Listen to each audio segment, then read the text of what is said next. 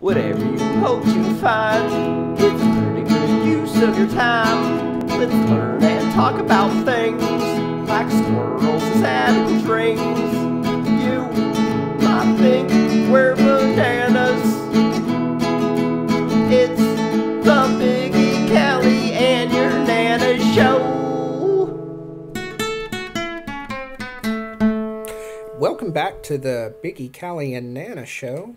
Today we're going to be talking a little bit about wisdom, but before we get there, we are going to discuss our YouTube channel just a little bit, because if you haven't seen it, you're missing out.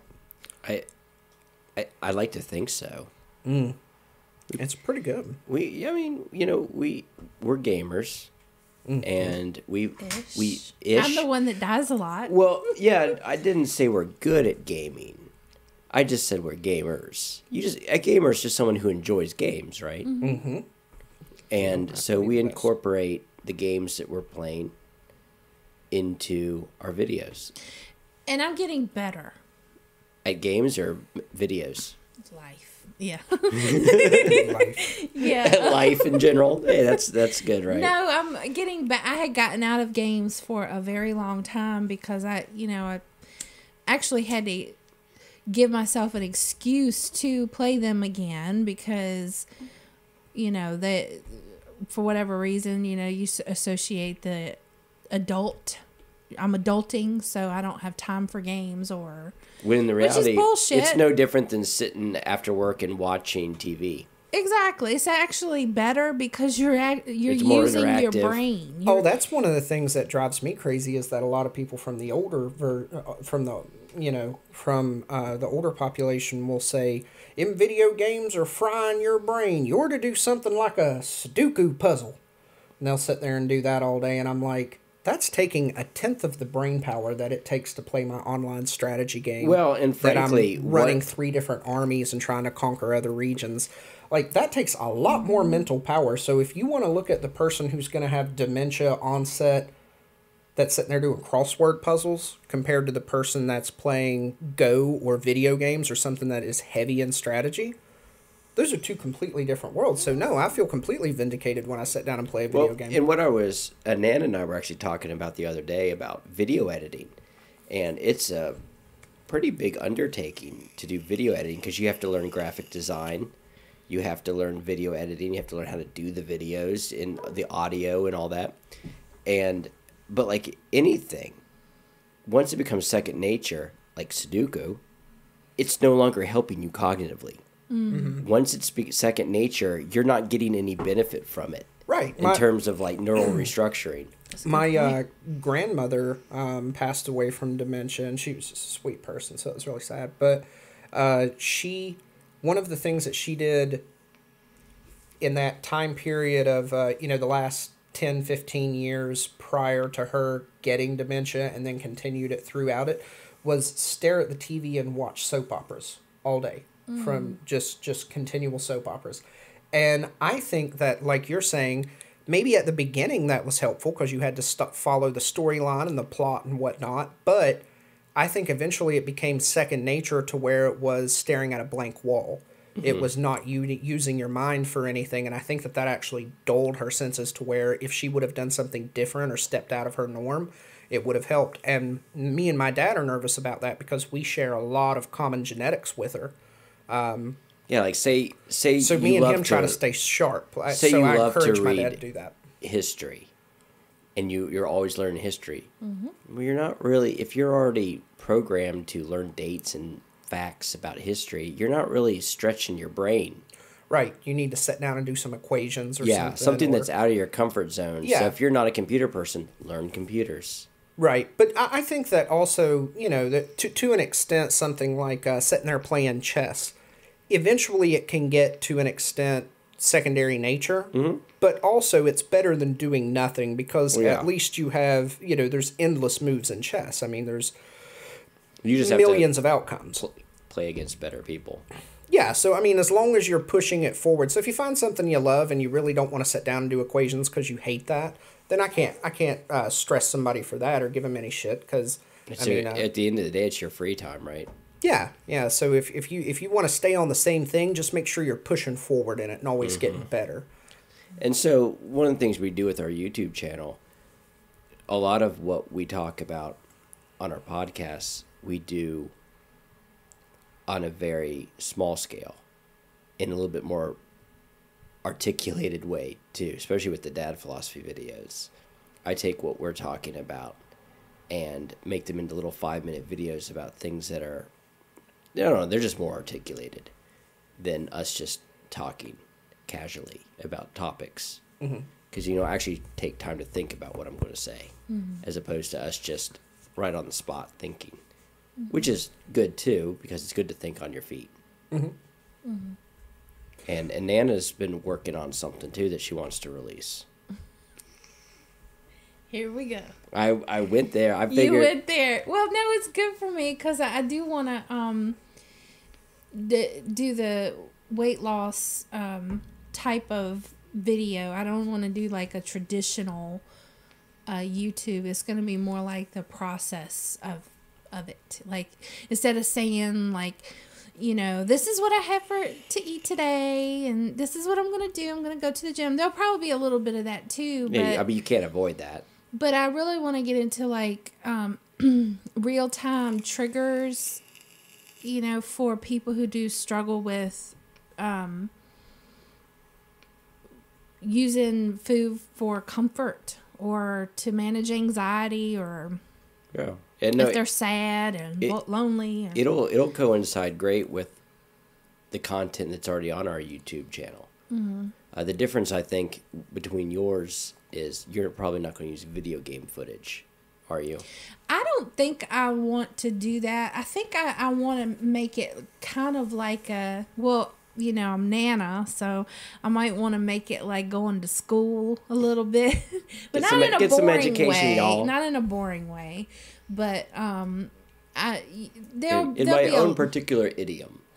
Yeah, because I have my own way of doing things too, and my Nana-isms, as you call it. The Nana-isms. Yeah, so you know, it's not going to be the game. But I think it will fit right in, because there's a common theme that we try to squeeze in with everything. That's self-help in some way or another, right? I mean, maybe not when we're talking about movies and music, but most of the time we try to tie in something to self-help. Those are just fun. Those are like the icing or the cherries on the cake. You just want to talk about things you love with somebody, you know, especially during COVID, man. Just some fun stuff that's not super heavy or intense, you know. Well, let's let the people out there know what kind of games they have to expect to watch us play through. So far, we've had...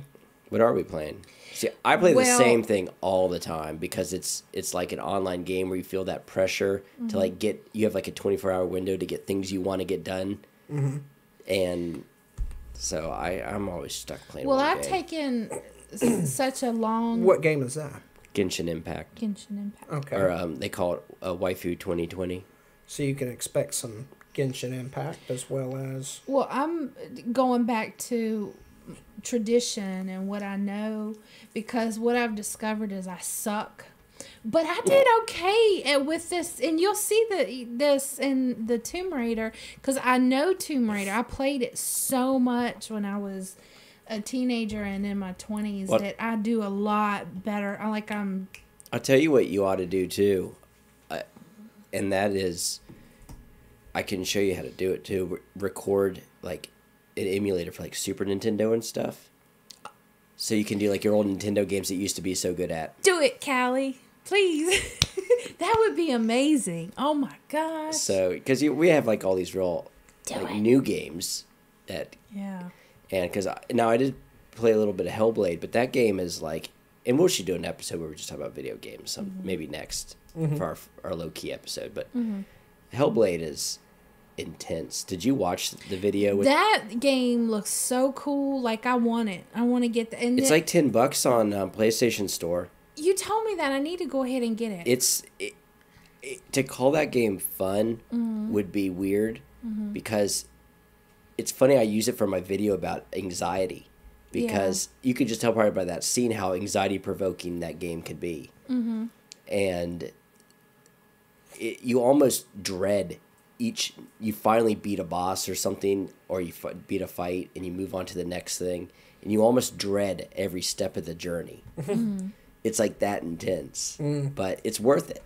Yeah. It's a great game. My types of games are generally going to be games with the three things that I look at in a game, which I play a lot of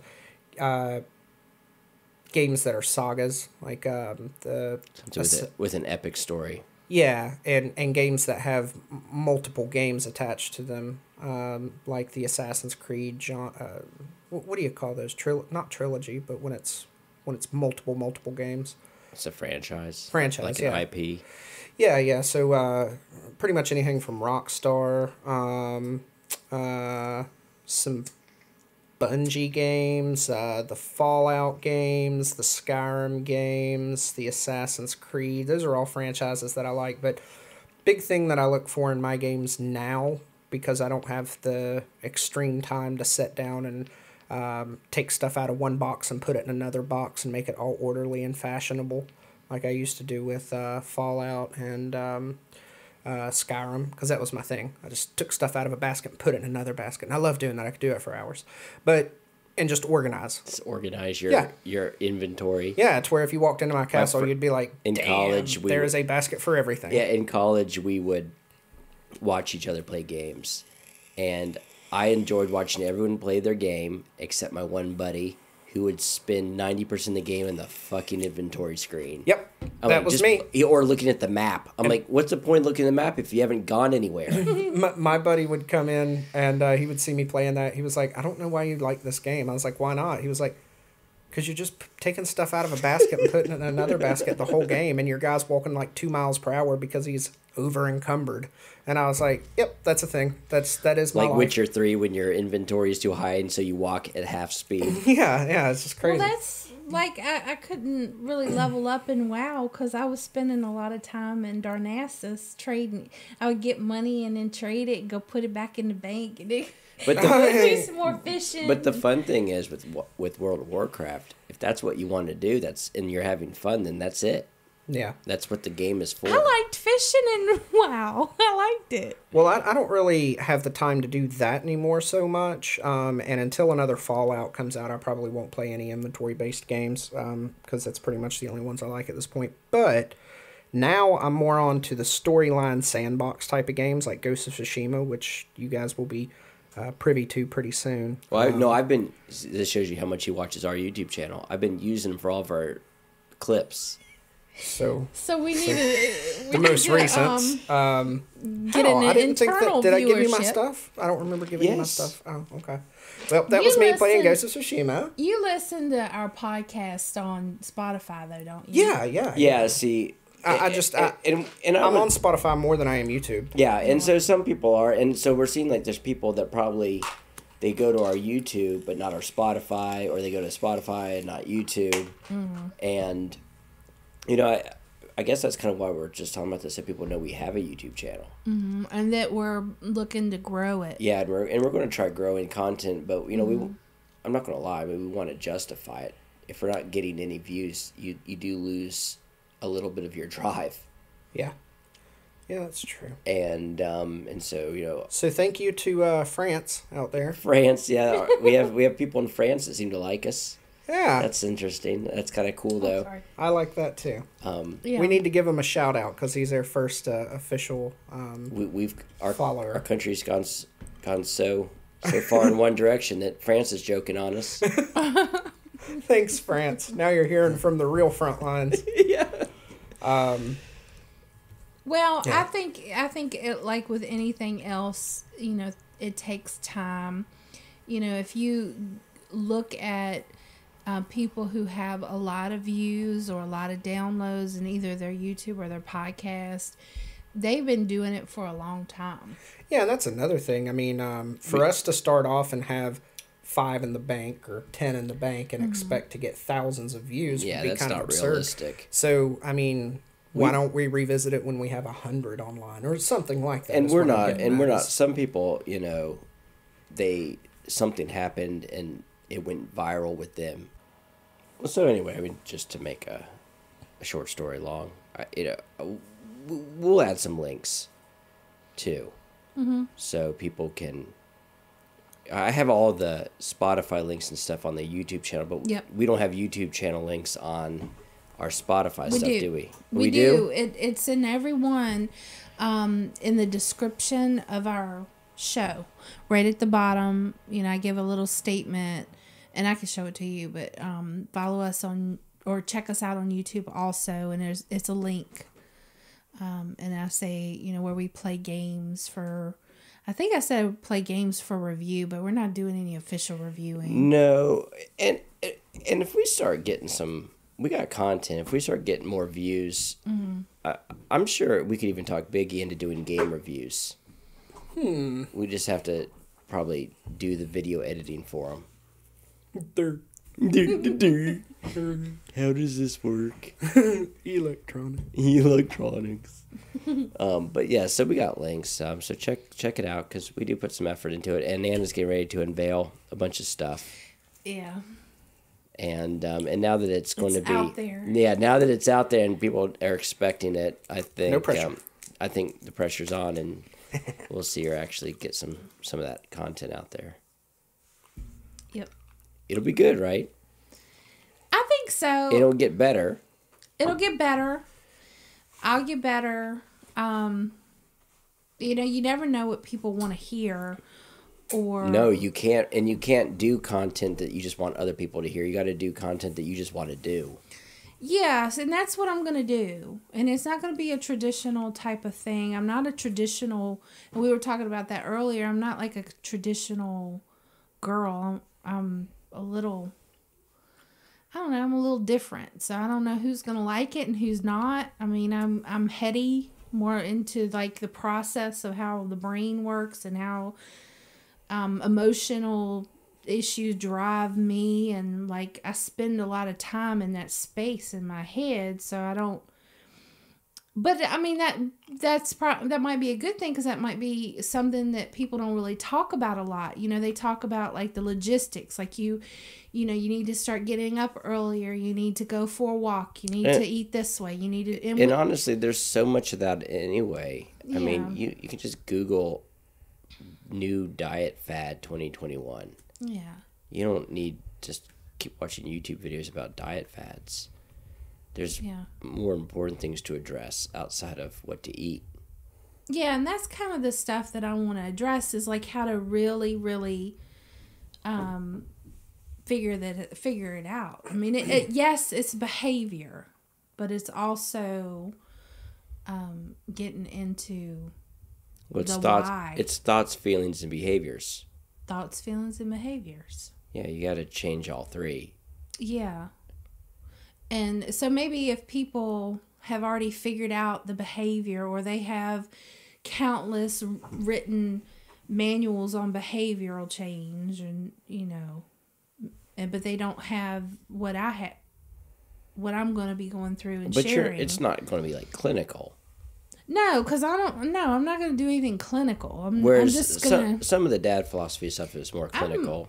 Yours, it's clinical, but you also give yourself a cushion of, and I will give myself a big cushion, because again, this is just me, my Nanaism. So take what you like, and if it helps you, that's great. And if you, I don't expect people to accept everything I say, because I don't accept everything that other people say either. So we won't be expecting stuff like, Sugar, you going to catch more flies with honey than vinegar. I don't talk like that.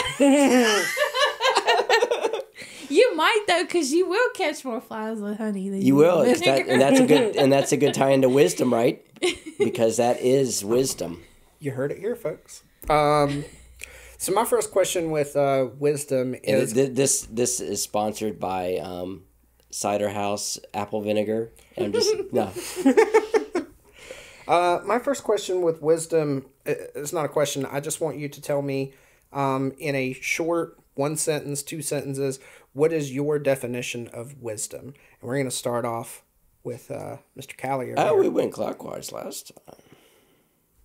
This is clockwise. That is clockwise. I know we went that way last time, so should we go counter? No. We're sticking with clockwise. You're trying to get your last 5 minutes in there. Out of it. Oh, God. All right, so describe to us what your definition of wisdom is in just a sentence or two. Let's try to get this so we can get back to I want to keep it simple. I just think wisdom is using knowledge that you've learned and applying it to your everyday life. Okay, that's a good definition. Mm-hmm. What is your definition there, Nana? I think it's being a good listener and learning from other people's experiences as well as your own.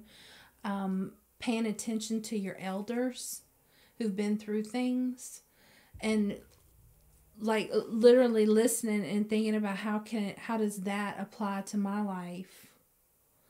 That's wisdom to me.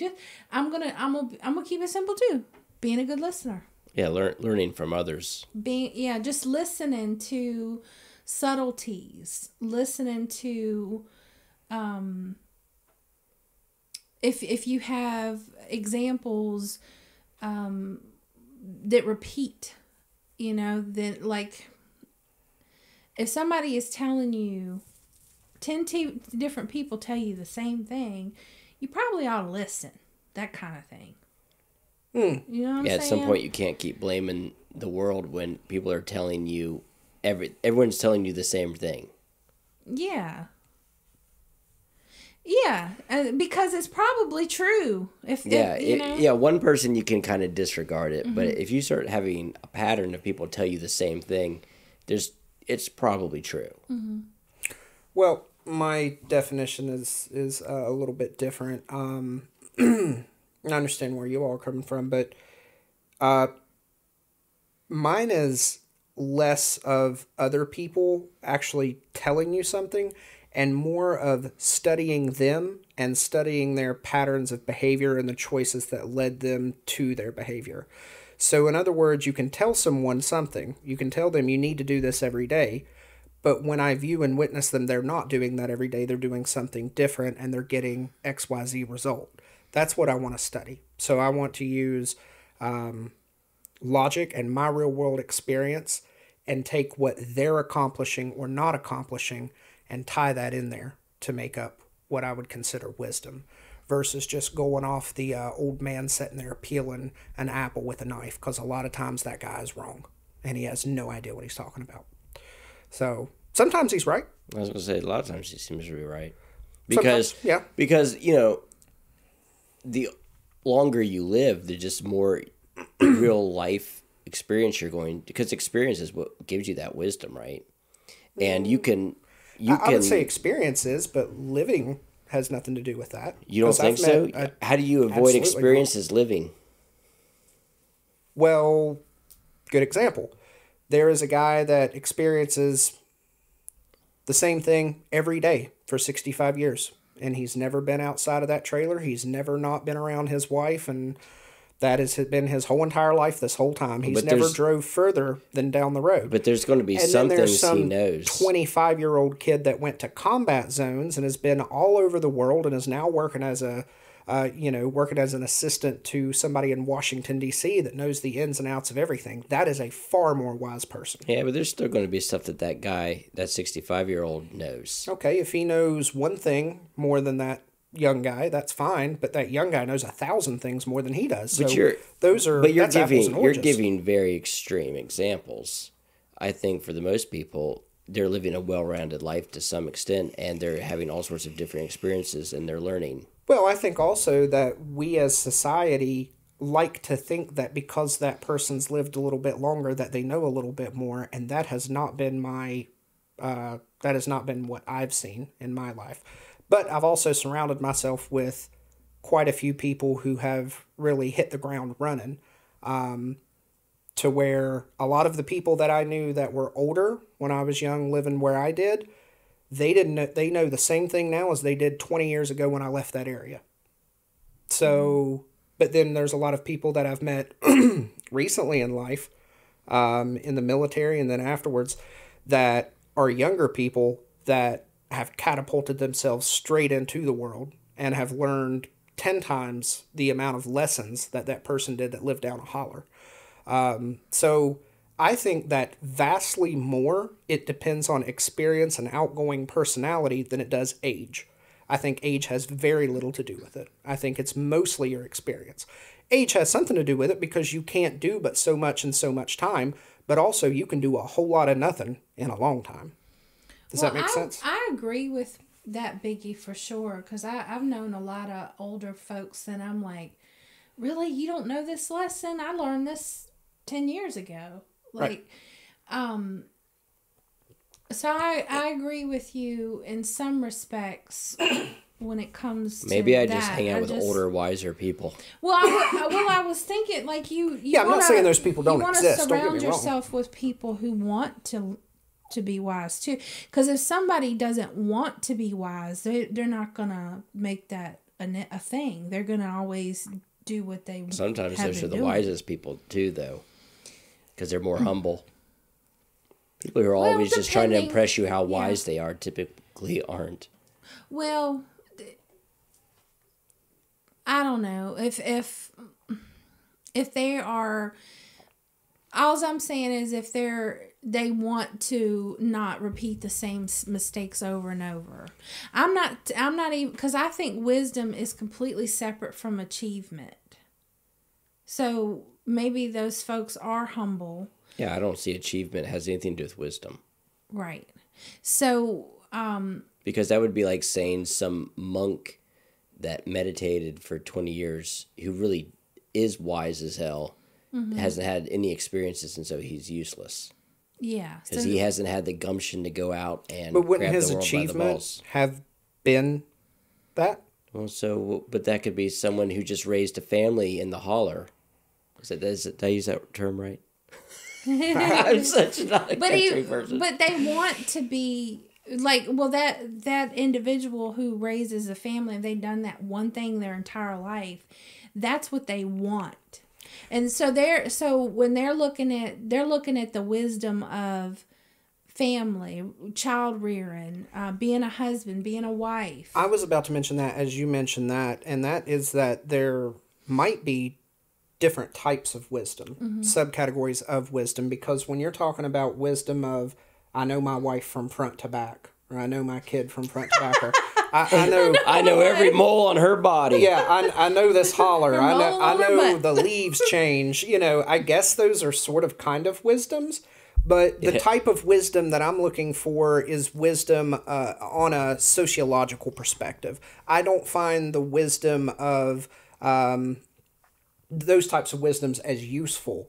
I think that's what it is useful wisdom versus just wisdom that... See, I guess I totally disagree because I find everyday wisdom more valuable. Really? Yeah. It's more applicable to existence.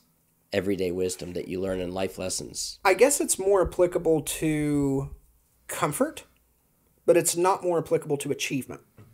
Well, why achievement's not wisdom? No, I'm saying, but wisdom is utilized. Bill Gates has achieved more than any of us, and I think that guy's a moron. No, what I'm getting at, his profession. What I'm getting at though is you have your day-to-day wisdoms, and then you have your sociological wisdom.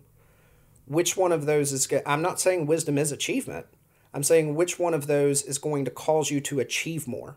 Knowing how people are going to react and knowing people from front to back from a sociological perspective, or so do you living think in your house and being able to? But that guy, achievement is evidence of someone who is wise.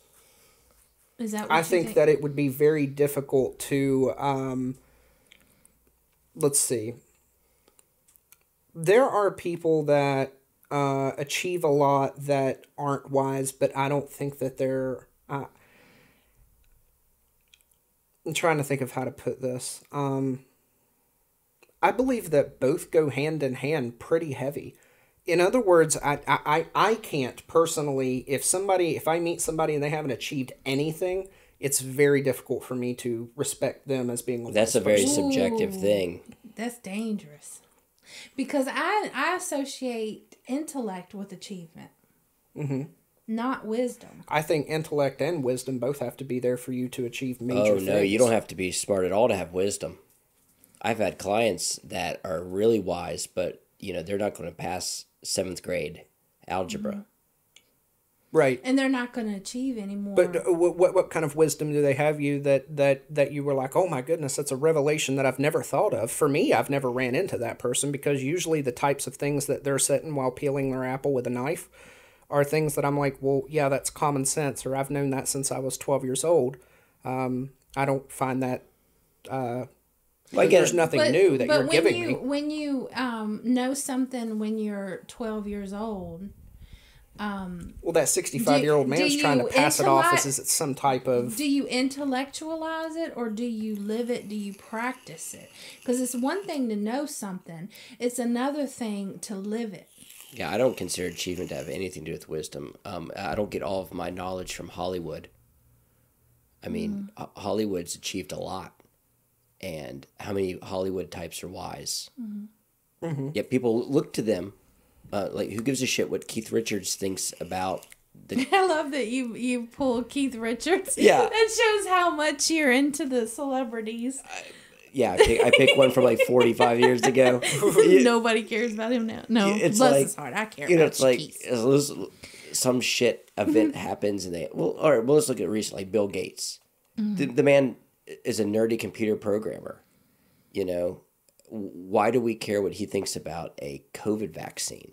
Mm-hmm. He's not an MD. Precisely. He didn't even graduate school. Right. No, I agree with that. Yeah, people assume because of his achievements, he's wise. But at the same time, the man who's in his late 60s, just because he survived and breathed in and out to reach that age, and he knows all of 14 people and has never left that dirt holler, I don't look at him as knowing anything excessively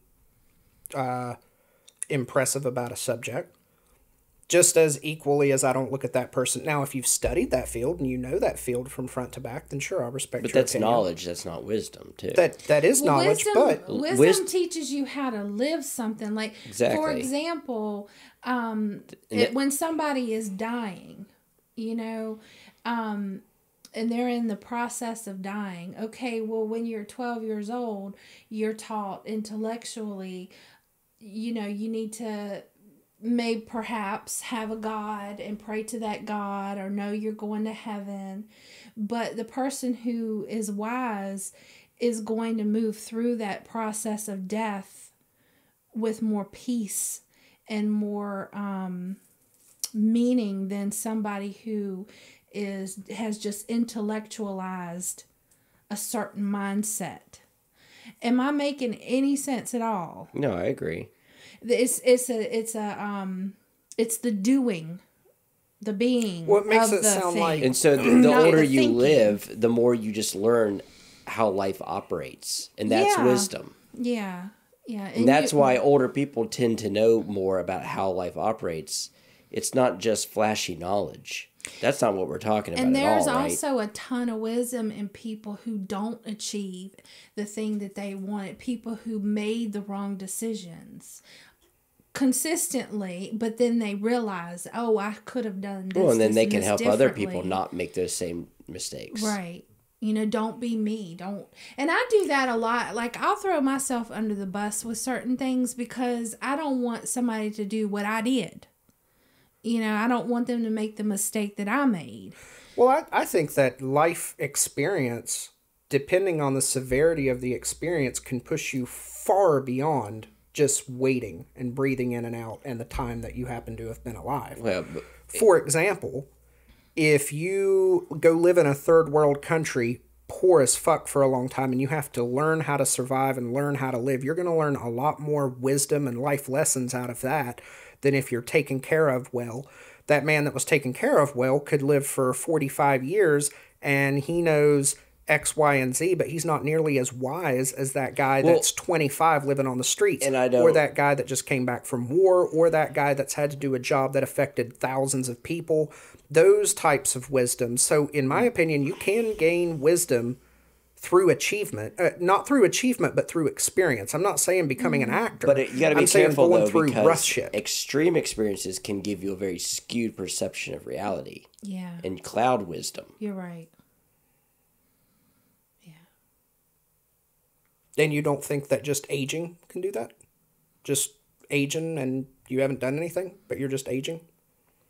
I wouldn't consider that extreme.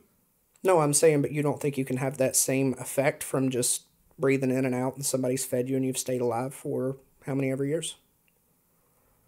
Because I find those two things radically different. Well, I would consider that to be if extreme. you're kind of a delusional person from the jump. I would maybe. consider that to be really extreme, though. No, a boring person. If you sat in a chair and someone fed you for 50 years, that's extreme in the opposite way, right?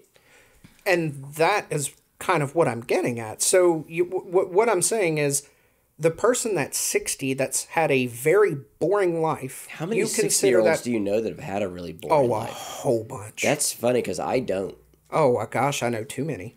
Well, what do you I guess what do you consider a boring life? As boring or something you wouldn't associate with going wisdom. to the plant, punching in and out every single day, and going. You never have a change in routine. Oh man, my grandpa worked in a car factory for 30 years, and he was one of the wisest dudes you ever meet. All he had to do was sit. He spent all day, 8 hours a day, thinking. Yeah, no, I wouldn't. That's not how I define wisdom.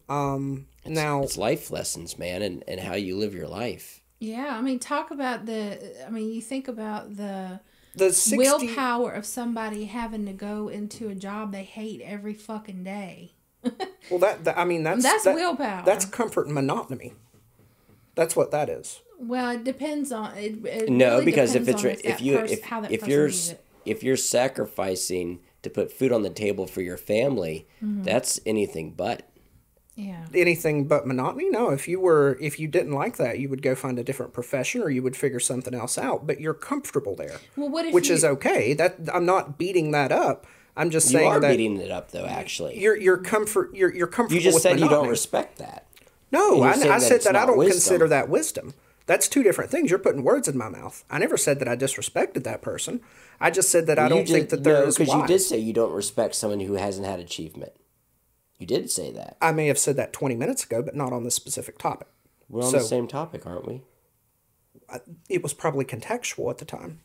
We were probably discussing something else. So how do you view somebody then? What is their accurate... I mean, in your mind, do you just feel that they're boring, they haven't lived well, or it's hard for me to say that someone that is... I've never seen anyone say anything prolific or wise that had the same life for 60 years and never did anything that was above and beyond. I see people all the time in therapy that are... No, I never see them say anything prolific. They've never surprised me. They may say things that other, very shallow people think is prolific, but I'm sitting there saying, well, I've thought that since I was 15. That's something that I figured out when I was very young, and generally I'm not even going to hover over that thought because it's something very simple. So I've just passed it on. I've already got that. There's no reason to look back at that. There's a lot of wisdom and simplicity. And that's fine if you want to go with simple wisdom, then that's okay, but that's not what I want to look into. And there's people that can't even get simple wisdom. I'm sure There's people at high levels that can't get simple There's wisdom. people that have achieved a lot that can't get simple wisdom. I'm sure. I'm just saying that I've gotten, for example, this is what I'm kind of shooting after. I have gotten with vets that have been to war zones a whole lot, lived in third world countries, lived all over the planet, have been in and out of different types of struggles and situations, came from different backgrounds, that are in their early 30s, mid 30s. I've gotten a lot more prolific wisdom from them than I have the man that worked at a car factory for 60 years and that was his whole life. Mm-hmm. Those two people are very different people. And it has to do with extreme adversities that they've been put through. If you have You don't consider suffering to put food on your family? You're not suffering. That's not suffering. They know nothing about suffering. They don't know anything about... That's a bold fucking statement right there. Yeah, it is. Because that's why you can never be a therapist. No, because if you go to war and see people die, it's not the same as punching in and out of work every day. That is not the same, and I wouldn't expect somebody that's never been in the service to understand that. So when somebody is wise to you, what do you hear them say to you when they're when you say you get more prolific wisdom, what are you hearing? Like, can you give me an example of something that would be a wise statement from a specific statement? No, but just the way that they view life is okay. So like, how do they view life? They view life as in things are. A lot of times it actually comes it comes down to they look at life as realism versus a lot of other people look at life as in beauty, and everything is okay. It's a positive versus a negative. One person is very optimistic and the other person is very pessimistic, and I'm not saying it's good to be pessimistic, but I think it's good to be a realist. And until you suffer dramatically, it's impossible I think it's impossible to exist without suffering. Well, I would say, but to a very different extent. Wartime versus an assembly line is two different extents of suffering. They are very different.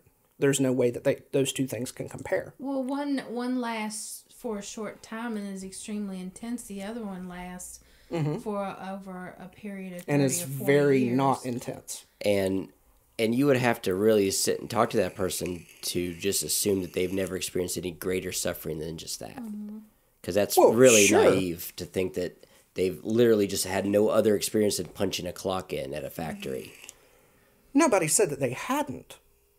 I don't know. You're kind of implying I'm just reading you wrong. No, I'm taking these two different people. What I'm saying is you've got one person this is a theoretical person. I'm not talking about a specific person. I'm talking about one person that has never had any hardships more than just going to work and going back home. That's been the extent of their hardships. That's an extreme case, though. Okay, and on the other end is also the extreme case of the person that went off to a war zone and slept in a trench with their buddies stacked on top of them, all dead, for 3 or 4 days. Yeah, and those are two extreme cases. So I'm not talking about a real person that, the guy that's working in the factory may have had the exact same thing happen to him when he was young, when he was in World War whatever, or Vietnam. That's not what I'm talking about. What I'm using here is two completely different realities of different people. One went through extreme hardships in a short period. The other had the same general hardship every single day that wasn't nearly in comparison to the other hardship. Out of those two, there's going to be more wisdom, based on what I've seen, from the person that went through the extreme hardship than the person that went through the slow, steady burn hardship. I wonder if it depends on your own personal values of what wisdom is. That probably has something to do with it. You're receiving it. Mm-hmm. Yeah, because that's what I'm saying about which wisdom is more useful for you.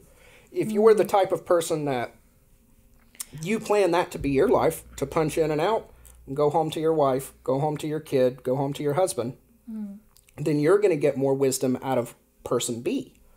But if you're the type of person that is going to strive to do bigger and better things every single day, then I think you're going to get more wisdom out of person A, because you're not comfortable. You're not comfortable with living the monotonous life. The problem with using the extremes as examples, if you're talking about guys that have been in a trench with bodies of their friends on them, you're talking about a level of trauma that's going to cloud their judgment.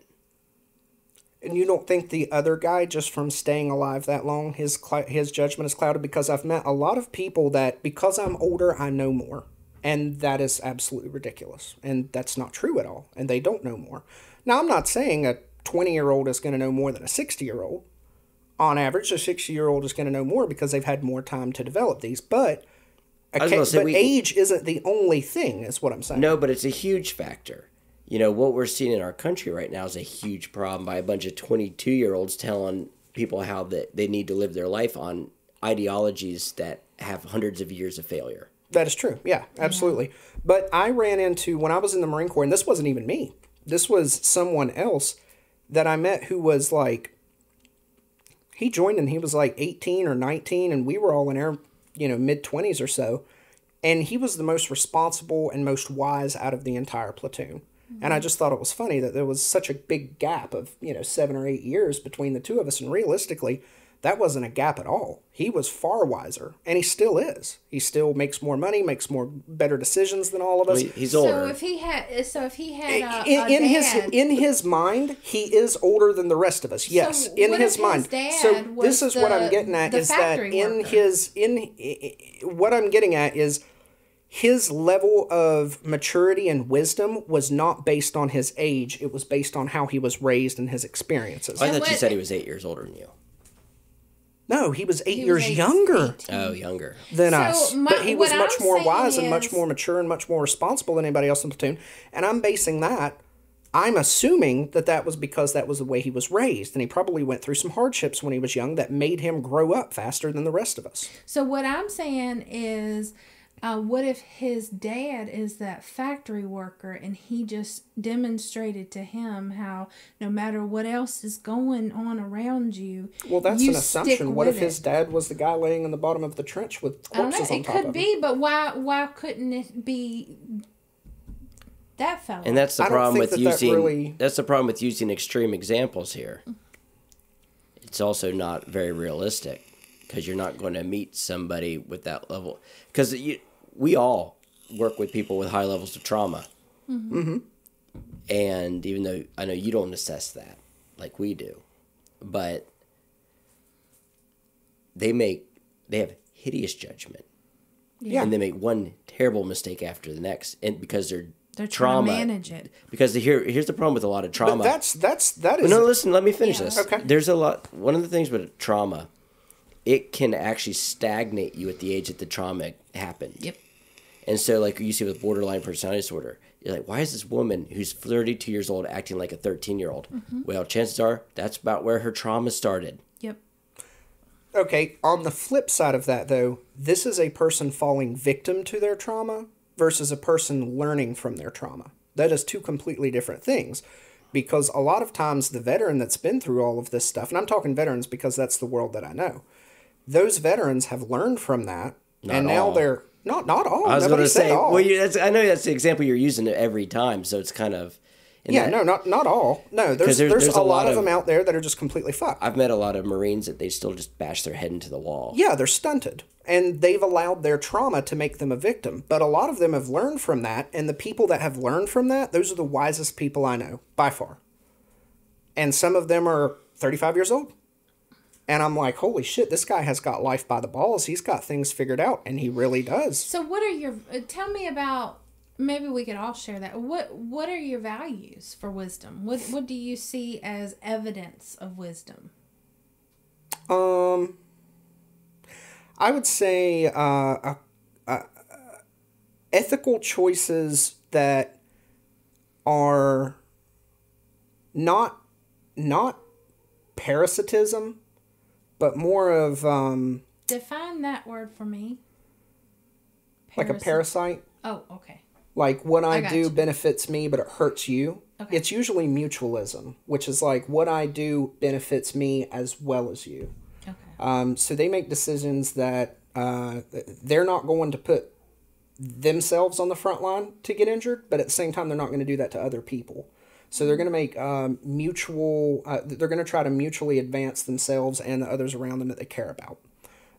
That would be number one. Number two is financial independency and being able to, take care of themselves and take care of the ones that they love. Loyalty, I think, comes a lot from that. Having loyalty to the right people, to the deserving people, not to everyone, because I think that is a lot of that other personality type that I'm referring to. I've got loyalty to everybody. And that comes from, well, you haven't had anybody fuck you over. You haven't had somebody shoot at you before. So yeah, those are three of the big staples. I mean, there's a lot of others, but those are the three big things that when someone identifies that those are characteristics that they value, I immediately look at that person to where I'm like, okay, well, this is someone that I should probably listen to. This is someone that I should But a lot take of advice what from. you said you can get from the guy that's worked in a coal mine for 45 years. Well, yeah, you probably could get it to a certain extent, but I don't think you're going to get it to the same extent as you are the other guy. I don't know. I don't know either. Well, I've been around both people, and I'm just saying what I've viewed. I've gotten it a lot Yeah, more and all from we that can one say is person. our own perspective, because my Exactly. perspective is totally opposite, pretty much.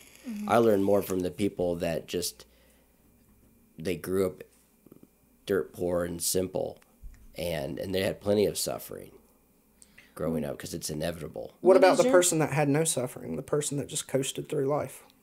You mean like most of the college kids ranting and raving right now in school?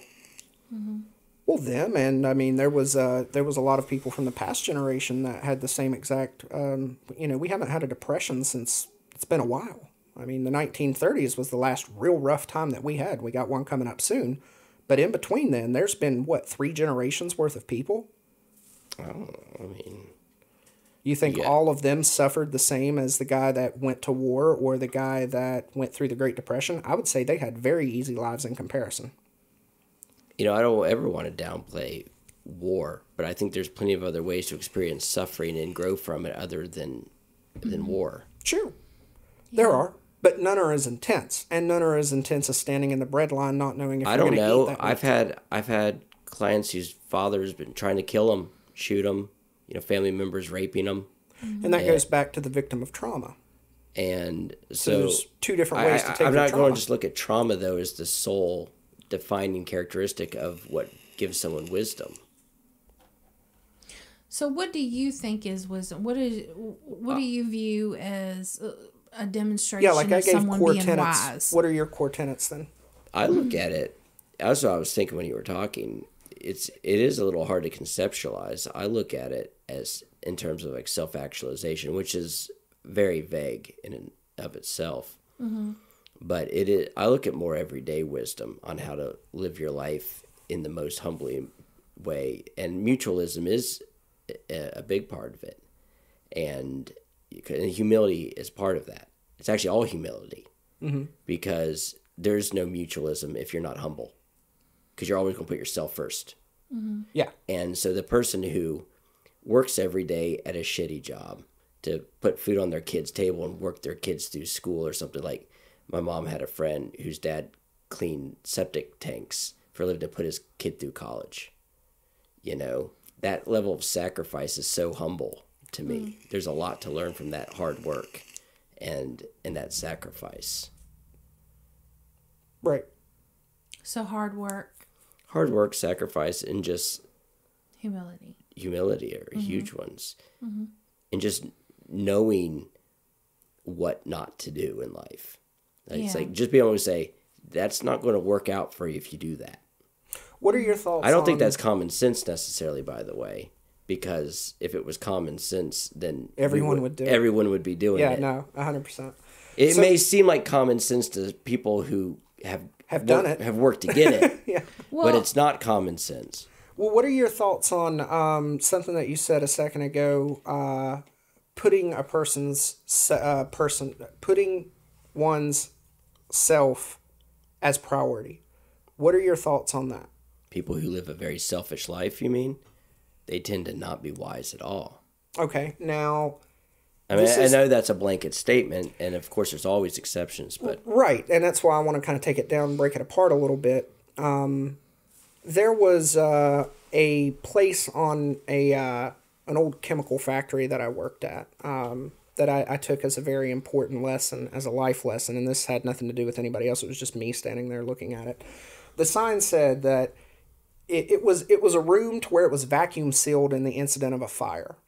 So they vacuum sealed the room, sucked all of the oxygen out, so it would cause the fire to go out. fire will extinguish. Right. Yeah, So one of the things is you had a time, like when the alarm went off, you had a certain amount of time to get to that door before it vacuum sealed the room tight. And at that point, you would die. You would suffocate and die. The fire would be out, but you would suffocate and die.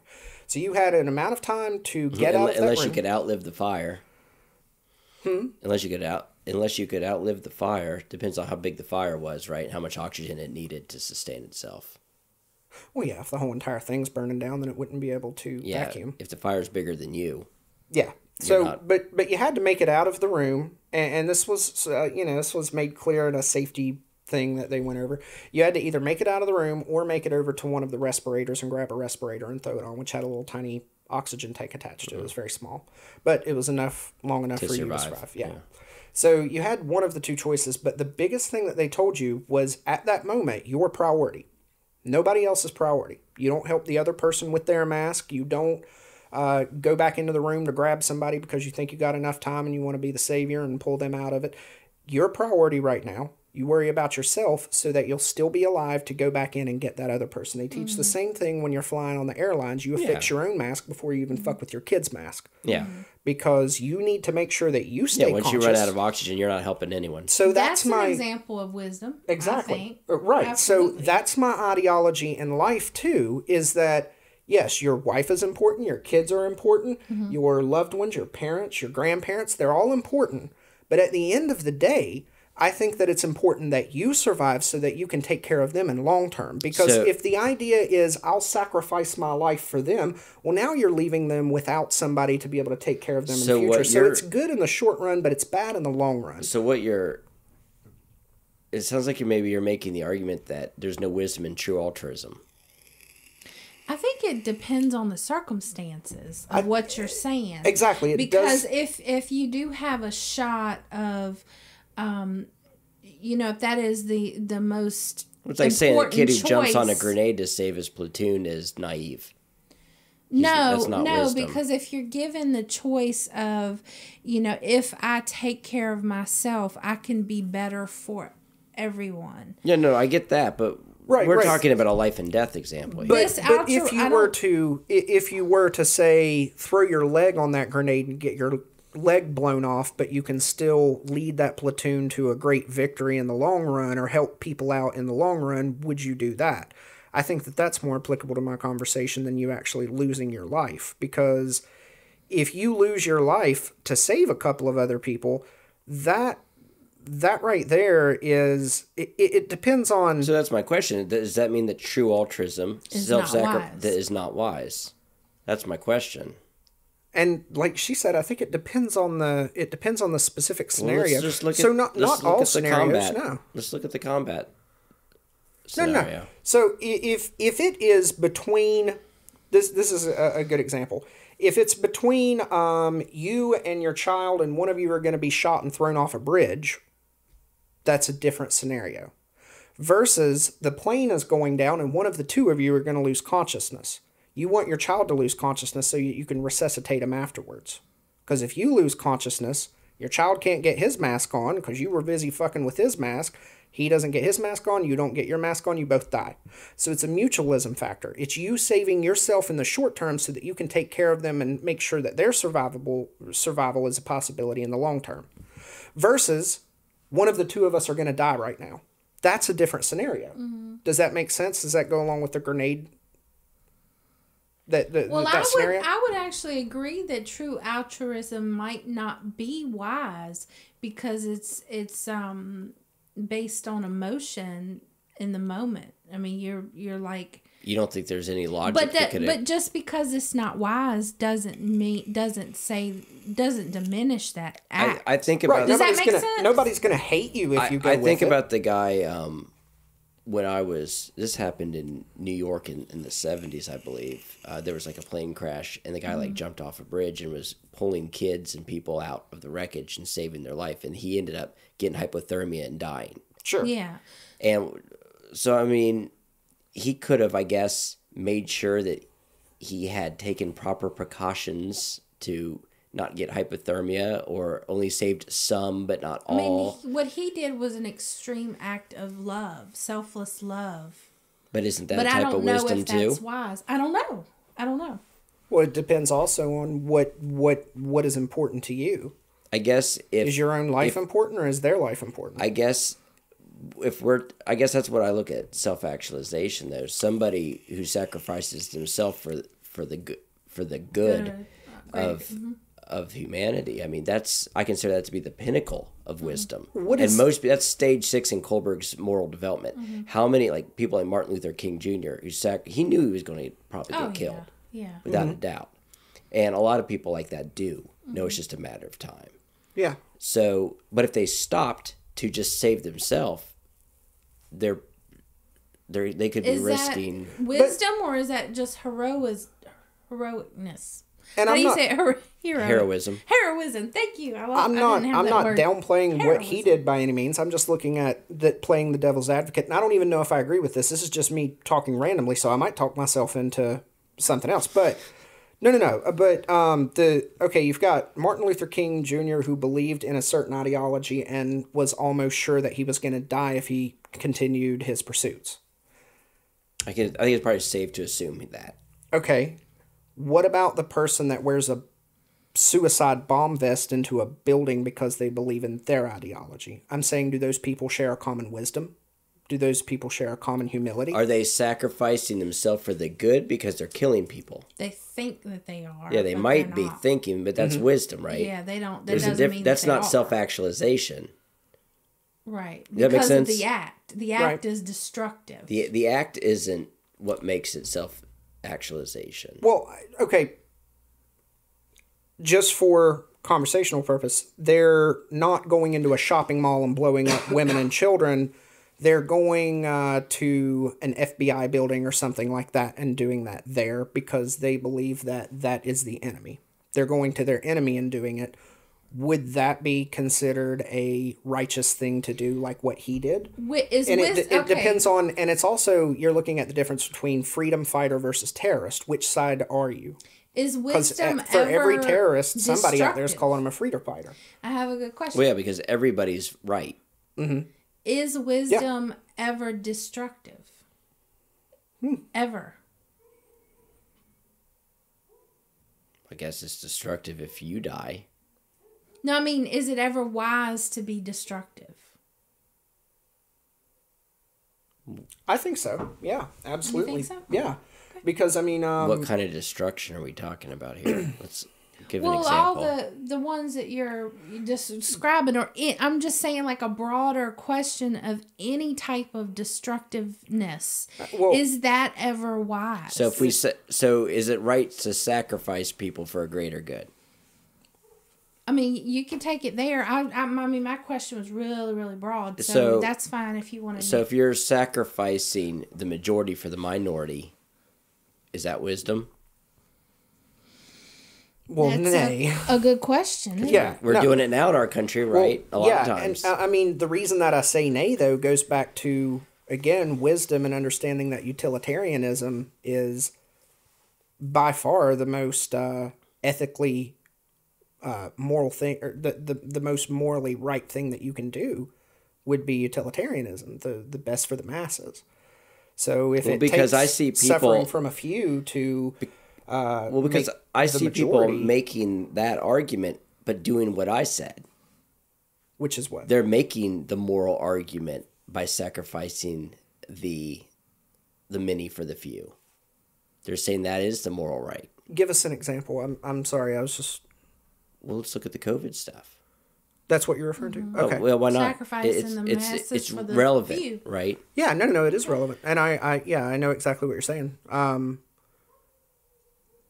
But is the circumstances? Does the circumstances matter? Like, because I mean, you have the actual physical death of a certain type of people The minority. Because versus mental health. you can't be so decline naive to think that you of can the just masses. Financial loss, etc. Yeah, of the masses. loads of stuff. you can't you can't make the naive assumption that you can just prevent all suffering. That's just stupid, naive, and lacks wisdom. Right. So I think So in we can- regards to what she's saying with COVID, the most wise thing to go with. But it's not just financial ruin for people. There's also higher suicide rates and drug overdoses. Yeah, and there's stuff. Alcoholism a lot. Yeah, I and don't. spousal I'm abuse. not taking a side. I'm just Right. asking. No, yeah. No. Because for sure it is. There's a lot. Well, even It's a Fauci lot said they were so worried about secondary deaths. to it. Yeah. Now. Yeah, it's really crazy what's happening. No. Actually, he said that in the beginning. Did he really? Yeah. No, he said that. That's why they reopened so early. Because they were afraid that the longer they prolonged it, secondary deaths would start to outweigh primary deaths. Yeah. Who reopened? Not California. You're referring to Federal, I guess, on a Oh, federal oh, level. okay, gotcha.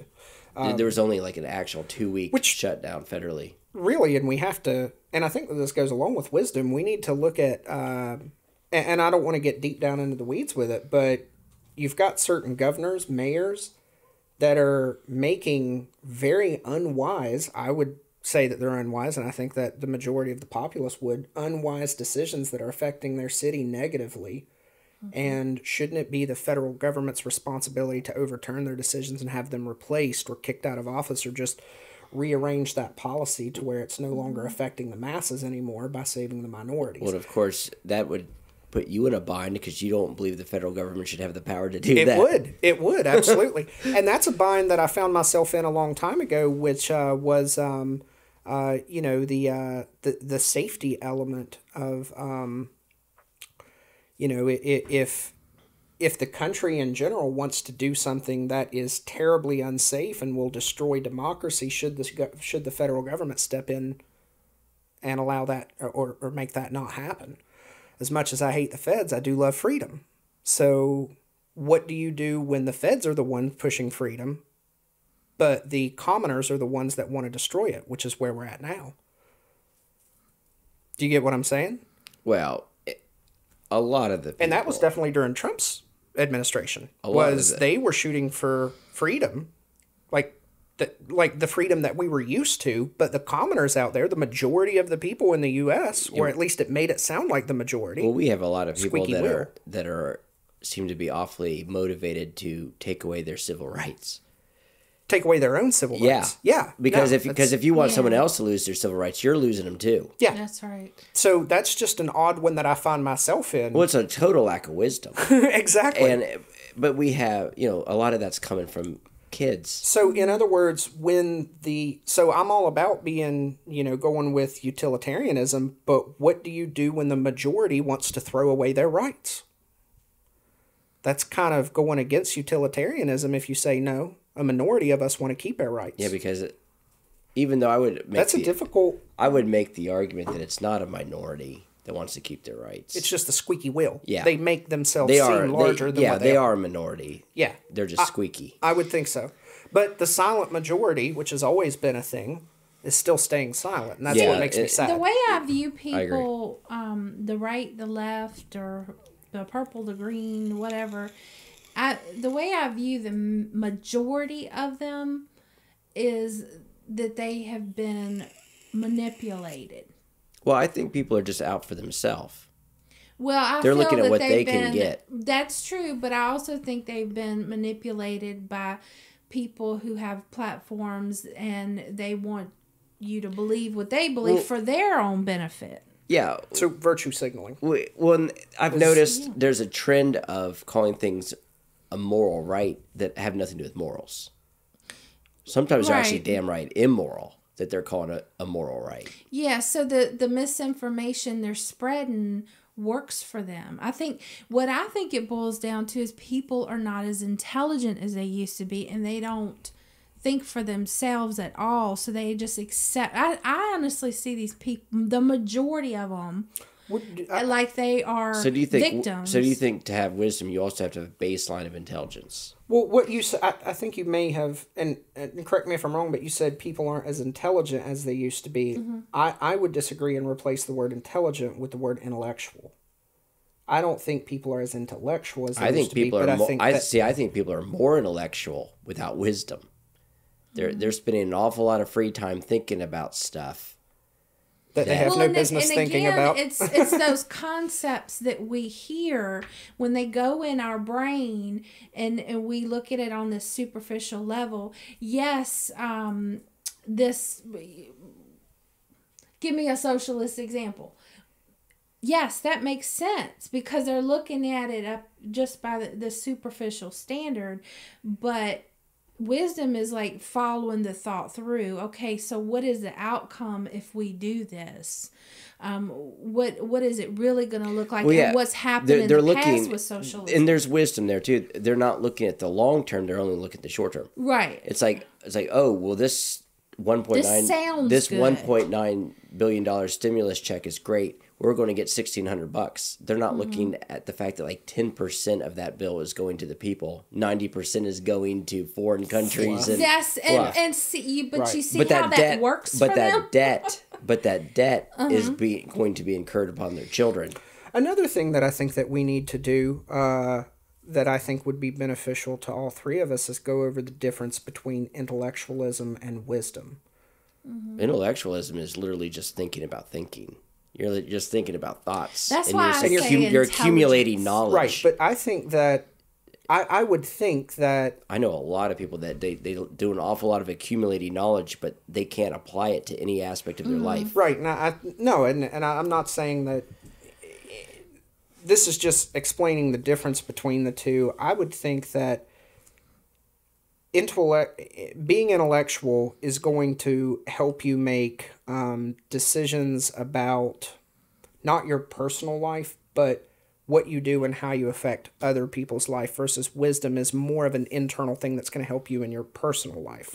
No, I wouldn't necessarily even say that, because you can be the guy who sits there and reads neurophysiology journals all day and just completely just be an expert in so many things. And I think of a So that's going to help you capitalize on your job.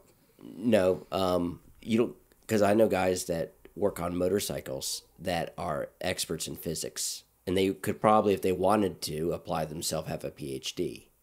Right. But they don't have any wisdom to speak of. No, I'm saying that the two are completely two different things. I consider intellectualism to just be the love of learning. When would intellectualism benefit you versus wisdom benefit you? How would they benefit you differently? Well, intellectualism will benefit you, I think, in your career if you move that direction. That's Wisdom what I will was help saying. you in life. Okay. But it can also help other people with wisdom, too. Intellectualism, I mean, I guess you can create things that help other people. Right. And that's kind of what I was getting at, is when I say intellectualism, I'm referring to overall that's going to help you come up with your philosophies. Yeah, that's, it's ideology Right. over reality. Wisdom's also going to help you come up with your philosophies, but it's a combination of wisdom and intellectualism. But intellectualism specifically, the only thing that it can really help you with by itself, I would say, would be your job and like your and how you affect the rest of the world with your job. Well, intellectual. Creating It's passive and it's abstract. That's the word. Mm-hmm. It's abstract. So for me, I don't it could value be concrete that. if it's mathematic. Do you know anybody who's wise but not intellectual, or anybody that's intellectual and not wise? All the time. Okay, It's like we were talking about with clients that we've had that, they probably wouldn't pass 7th grade, but they're very wise. And Now, then what about the opposite? I know like college professors that have no wisdom whatsoever, but book smarts. Very- oh yeah. Well, no, I would consider that intelligence. Because they're not one and the same, but they're kind of, because intellectualism is the love of learning, and you're just always learning more. So you have to have a baseline intelligence to be intellectual, right? Mm-hmm. And it's like intellectualism is being able to create the ideology. Wisdom is knowing that it's not going to work. It's a good way to put it. Yeah, I'll agree with that. Yeah, and maybe It's that's like why I don't look at Karl Marx. value it that much. Karl Marx is a hyper intellectual, but his Yeah. lack of knowledge about how human beings are Yeah, is what prevents, on paper, as my grandma would say, looks good on paper. yeah. You know, Yeah, Nobody's really looks going to good do on that. paper. because that's not the way humans And operate. that really is and a that's good a way wisdom. to describe our society right now. It looks good on paper. People make Yeah. these one-liner statements, these Twitter character statements, and it sounds good And that's the until problem. it goes in your brain and And, twirls and around that's a a little problem bit. And you because re- they're ignoring the wisdom that we've tried this Yeah. a bunch of times. Yeah. And it's never worked. Because But it does there's look good on paper, and we've looked at it before on paper. Every 20, 30 years we look at it and we say, it looks good on paper. Maybe if we try it this time, it'll work. And it never does. one domain of wisdom that we're talking about, and we've been talking about it here and there. And this goes into experience too, whether you cram all that experience into 25 years or I guess 100, is learning from mistakes. Mm-hmm. And you were talking about listening and learning from mistakes of others. Yeah. But but it's also learning from your own mistakes, right? It's just Absolutely. learning from mistakes in general. Yeah. And so we have a lot of people that are smart. We have a lot of people they're above the bell curve on IQ. But you can be book smart and actually not intellectual. Like I have buddies that, they can memorize schematics like the back of their head, but are they going to sit there and read Nietzsche on their downtime? No. Right. They'll watch like Minecraft. People play Minecraft. Yeah. Yeah, right. Met those. They're not intellectual, but they're brilliant. I would say that there's more of those people, like on average. But wisdom doesn't necessarily have any of those, because wisdom comes from just learning how reality works. What about logic tied into wisdom? How much do you think? Logic is applied there versus emotion? As we know, those are the two things that people make decisions based on. Well, let me answer, but to go back to the extreme example. So, like, I'm not saying that, like, the kid that had bad combat experiences can't have that, too. But somebody who just sits in their chair and works at factory and has a simplistic life can learn how the world operates, too. You know? And so it is, I mean, you're looking at it on a very individual basis. And I mean, it just sounds like your experiences where you knew a bunch of rednecks that were just dumbasses. Yeah. I mean, that's what it sounds like to me, because yeah. I have not had that experience. But most of my 60-year-old people that I talk to, there is a difference between the person that is... What I'm getting at here, I think where we're going to find our neutral ground is the person that is 60 and led a life, worked a lot of different jobs, raised a family, had grandkids, did all of these different things, a normal life, a relatively comfortable life, had their ups, had their downs. I think that person in their 60s and the person who went through extreme stuff for 10 or 15 years have around the same amount of wisdom. And this is the reason that I say that, is because the extreme environment that you're in is going to push you as long as ahead, it's not so extreme that it makes you a victim of your trauma. Oh yeah, to where you have some kind of mental health incapacity. Exactly. Yeah, I think that's important too. But if you use that to learn from, in other words, you've made 1,000 little lessons in a 4 or a 10-year span that person that's in their 60s has made over the course of a 40-year span. So that's why when I discuss things, for example, I'll talk to people, and I didn't get along with people my age in college because I had been to war and back. So it was a very different time. I got along with my professors who were in their 60s. I had more in common with them, and I think that's the reason why. I've always had that anyway, just as an only child. Right, well, and I think that has a little bit to do with it. Hanging out with adults. Yeah. I think that has a lot to do with it, and when you add on top that you've had extreme experiences and you're well-traveled and you've met a lot of people and you've been around different personality types, you've been fucked over, you've been graced, you've been all of these different things, I think that you've got a lot of things stacked in there that make you the equivalent of a person that has had a normal life, but it's been prolonged. You know, I guess I'm just a little remiss to say that because I don't assume that people haven't experienced some kind of extreme hardship. Because I think trauma in itself, that's why I have a problem with PTSD diagnosis, because people give it willy-nilly. Oh, you've had trauma, you have PTSD. Well, right. No. Yeah. Trauma is part of existence. And there's a ton of people that went through traumatic experiences and just learned from them. They're not victims of their experience. Yeah. Yeah. So that's definitely a thing. And to write them off as PTSD and say something's wrong with them and give them a check is a disservice to them. Mm-hmm. Because that person is actually older and wiser because of that.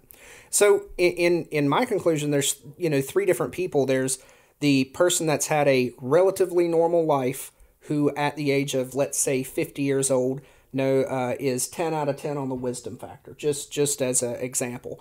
And then there's a person that is 35 years old that has traveled all over, done a lot of wild things, been in combat, etc., done these things.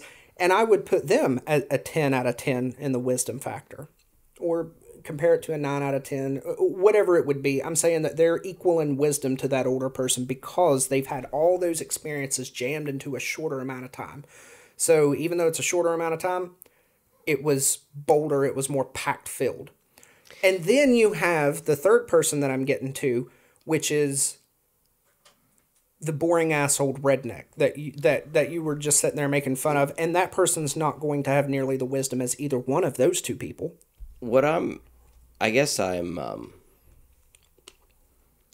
haven't met too many young people who have had really hard lives that impress me with their wisdom. And I've worked with a lot of people with really hard lives. Actually, you have too. Mm-hmm. Outside of military, right? I mean, your career. A lot of those people have had a lot of suffering. And so I'm just a little... You're referring to the people that we work with. Mm-hmm. Yeah. And you might not know it like I do because I'm talking to them on a different level. Yeah, that's true. But I think that there's a difference, though, between those people. Their suffering was brought on a lot of times because of choices that they made. Not necessarily. I'm not gonna like take them away from their responsibility, but they had a lot of those people had a ton of suffering that screwed them on that path. Mm-hmm. I know a lot of them, though, that they just like to party and get fucked up, and their parents were great. I would have killed to have their type of parents. Yeah, and I had good people parents. like that too. I had great parents, but There's both.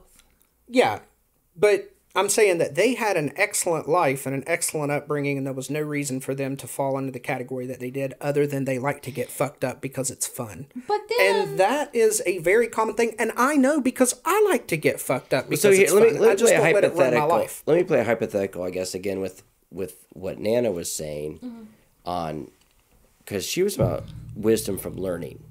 Mm-hmm. So technically, with Nana's version, and I think we're all right when it comes to how we define wisdom. It's all that, right? Yeah. And I think she's right too. You can actually experience little, but if you listen a lot and you learn from a lot of people, you can actually have a ton of wisdom without actually experiencing that. that's true. Yeah. It's that Abe Lincoln sit around and listen. Yeah. And then at the end, you give your little 5-minute So spiel. you actually can if go through life without a whole lot of experiences, but if you have that wisdom to listen and learn from other people, Or an interest to learn universal truths. yeah, because wisdom is universal truths. Yeah. So that's what you want to do, if you make that like a thing, why wouldn't you be wise? It's all about intention, right? And another thing that I'm hearing in this conversation is the way we view certain types of individuals. And do you believe that our bias can interfere with us being able to hear Of course. and know what is when someone is speaking wisdom based on how we just view them out the gate? Well, because it's attached to your worldview is bias. Yeah. Well, bias is necessary to keep you alive. I mean, it's a biological instinct. But should that be a hindrance into Gaining being wisdom, able to receive recognize. information from this individual who has access to a universal truth? Right. So because I might ignore the wisdom from the 60-year-old man peeling an apple on a porch, as you might ignore the wisdom from somebody that came back from a war zone. So is that what you're getting at? Is that we look at sounds like that's what just she's our saying. ability, I think just so. our ability to be able to hear it and receive it and understand it as wisdom. No, and we've already discussed that the wisdom can be different types of wisdoms. Right. No, I think it's a good conversation because, if the three of us are kind of figuring things out as we go, then anybody else listening in might see that, because the same way that I look at the person that had a boring life, what I would consider a boring life for 60 years, just not a boring life, just an average life. The way that I looked at them before our conversation was that they're not going to have a lot of wisdom, and that's the same that you looked at a young person that had a lot of experiences jammed into 4 or 10 years. So I think that me and you both looked at the same, but now going forward, we might be a little more open to say that person may have some wisdom that we didn't identify before. Maybe, but I mean, I'm pretty good at recognizing it when I hear it. Well, I think it's an ability. I'm going to know pretty suspend. quick how wise someone is. But would Yeah, you not listen for it based on certain criteria that they do or don't meet. So you're good at recognizing it once you're looking for it. But would you not look for it at all if that person didn't meet that criteria? I'm always looking for it. Do you feel that you which is a weird thing to say, but bias? I'm more interested in wisdom than book smarts. Mm-hmm. So, but I'm always actually looking for it. Do you feel that it's a necessity to suspend all bias?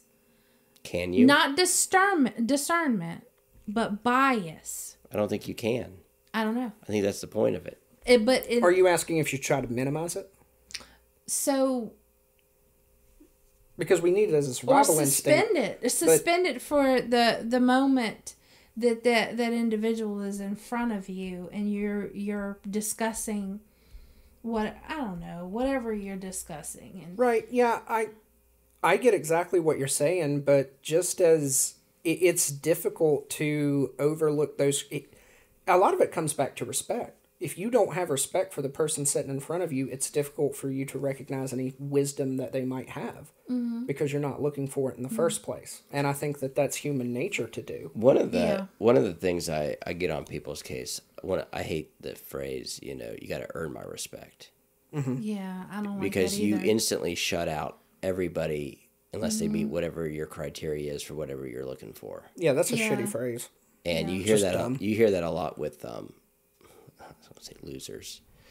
I was gonna say white trash. The Honey Boo Boo Moms. You gotta earn my respect. Do I? Yeah, because it's got nothing to do with race. It has nothing to do with just maturity at all. No, it's not. It's immaturity. Yeah, it's very immature because you want that person to fit to your standards when you're not even fact checking your own standards. Well, when I hear people say that just screams trauma too. Yeah. That screams, I don't trust people because of my trauma, and they have not moved past their trauma. Yeah. That's what I hear when people say that. Well, yeah, I mean, there's all kinds of, there's a big ball of because that's trust. Neurosis. That means humans are scum. I don't trust anyone until you do something for me that makes me respect you. Mm-hmm. Yeah, so those people that treat me that way or give me that vibe that's what they want me to do, I reject them. I'm like, all right, bye. And then they'll respect her. Yeah, then they'll be kissing my ass. Because it's like beating up that bully. Because everybody... Like all of a sudden we become best friends. Well, no, because people, if you reject them, they will kiss your ass. It's true. I wonder what that is. It's relatively common. And like I said, it's like beating up the bully. After you beat his ass real good, all of a sudden he's got a lot of respect for you. He wants to be your best bud. You just equalize power. Yeah, you just became the alpha. Yeah, by rejecting them, you just took more power. Mm-hmm. So yeah, I think that's an alpha move. I see it as very immature to. If somebody rejects me, I'm gonna believe their ass. I'm not gonna keep going after them. Yeah, after all of those years. Well, yeah, but that's wisdom, right? Because you have in the past. So now you've learned from that. Yeah. And so that's I'll wisdom. Be honest. That's wisdom, right? Yeah. It is, but right, it's something that I have learned that is the wrong. Yeah, you don't chase people that reject you. You just need to go on and believe them, and move on. If they don't, if they're not showing you the thing that you want to see or whatever, let them go, because something is wrong with that whole dynamic. Yeah, something's wrong with it. It's immature. It lacks maturity. Mm-hmm. And we've all done that, or somebody's done it to us before. But so yeah, I think I like straight shooters now. Mm-hmm. I don't care if male or female, just straight shooter. This is who I am. These are my people. You don't want to talk about the weather. Well, I don't want anybody who is playing games in my life. And I feel like that's what... you could talk about the weather and not be playing games. Yeah. You can do small talk without Small talk is different. Without trying to get something out of them. Small talk is straight shooterness too, a little bit. You know, I avoid small talk like the plague. I've gotten better. I like small talk because you're staying superficial. Small talk can be very mature because you're letting this other person know, I want to talk to you, Callie, but I don't want to hear your bullshit, and I don't want you to hear mine. So let's just talk about the weather. So you've worked around me in the office enough to know that I do not like small talk. If someone comes into my office and tries to small talk, I'm like, I'm in the middle of working. I'm very busy. If I have time to small talk with you, I probably can just go home early. So that's how I deal with small talk. But at the same time, I'll talk to you for hours if you come in my office, but it won't be small. So it's going to be something very deep, and you probably don't want to talk about it. I used to be like that too, but now I'm just tired of hearing so much stuff. Well, yes. At some point, I'm not talking about. It's my job. At some point, things are they've gotten so deep that small talk can be refreshing. Yeah. Because you don't want to just come up to someone at work and start talking about politics. Especially if they have a totally different view, because then you're just going to get into it, and it's just going to be ugly. But for me, it's if the option is deep conversation, small talk, or no conversation, there's only one of those options that's not going to be on the table for me, and that's small talk. It's going to have to be one of the other two, because and there's nothing wrong with that. It's just a personality I'm not judging. And I used to be exactly like you. I used to reject people that wanted to small talk with me because I thought they were superficial. But what I was being immature because perhaps they were saying, I just went through some shit. I know you got some shit going on in your life, but let's still connect. I'm just very much a time management person. So I think to myself, no, and I get where you're coming from, and I think that's a very healthy way to go about it. But I'm the type of person that time management wise, I've got my house organized to where, so if I'm standing at my kitchen sink, I have the Q-tips and quick reaching distance to where I can replace them in the cup. I don't have them downstairs. Because every little second, when you add those up throughout the day, I want to save years on my life and be able to put it towards use of other stuff. Which is good in the way that, yes, I'm saving years and getting to apply that more to something that I enjoy, playing a game or whatever it may be. But the negative side of that is I don't meet many people. Because I refuse to participate in that small talk. And that's not good. So it comes with a pro and a con, is what I'm saying. Well, you have the way you value your own set of value of your priorities, where, like, I'm somebody where, and this, I certainly have had consequences to being this kind of personality, where I'm sort of like, come, sit, chat, and I would rather do that. Most people. And I've had the consequences in the exact opposite, to where I'm like, I don't want to small talk. If I don't know you and you're not ready for a deep discussion, then we shouldn't talk at all. And therefore, I never meet that person. And that person floats in my office, works there for 6 months, and moves on. And that could have ended up being a best friend, or and the problem is most people start off with small talk and then work their way deeper. That's my issue. Yeah. So and that's why I've never been good at ice breaking either. Like, if somebody will approach me and we get more than a couple sentences in, generally we're pretty good friends for years after that. But it's like pulling teeth to get those first couple sentences in. I don't know why I'm like that, but it's difficult. So that's just a realistic thing that I've always dealt with. I'm going to give a quote that I learned from actually one of my old mentors that you knew, and I still use it all the time. It offends everyone, literally offends everyone. And I want to know what your perception. Does it offend you? No, not at all. It's truth, and you've probably heard it. I know you've heard it. It's educated beyond your intelligence. Oh, me and you discussed that. Yes. Yeah. You heard it. Yeah. So what does that mean to you?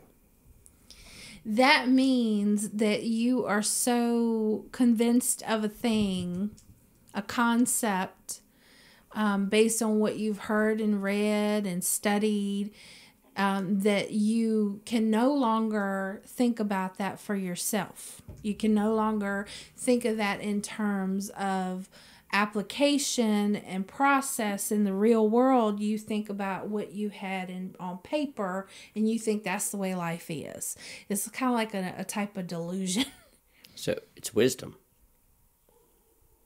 Yeah. I think it's wisdom. Yeah, because I am kind of saying the same thing You in are. a different way. You have all this knowledge, but you can't apply it to anything. Mm-hmm. Mm-hmm. You know, you've taken in all, because that's education is knowledge, Mm-hmm. right? I think they're interchangeable. Mm-hmm. And so you have all this education, but you're not quite smart enough to utilize it in a way that has any meaning. Yeah. And a lot of those people, they spend their life regurgitating it Yeah. rather than utilizing it. Yeah, the people who just have the same talking points and you can predict what they're going to say. Yep. It's definitely a thing. Yeah, somebody who like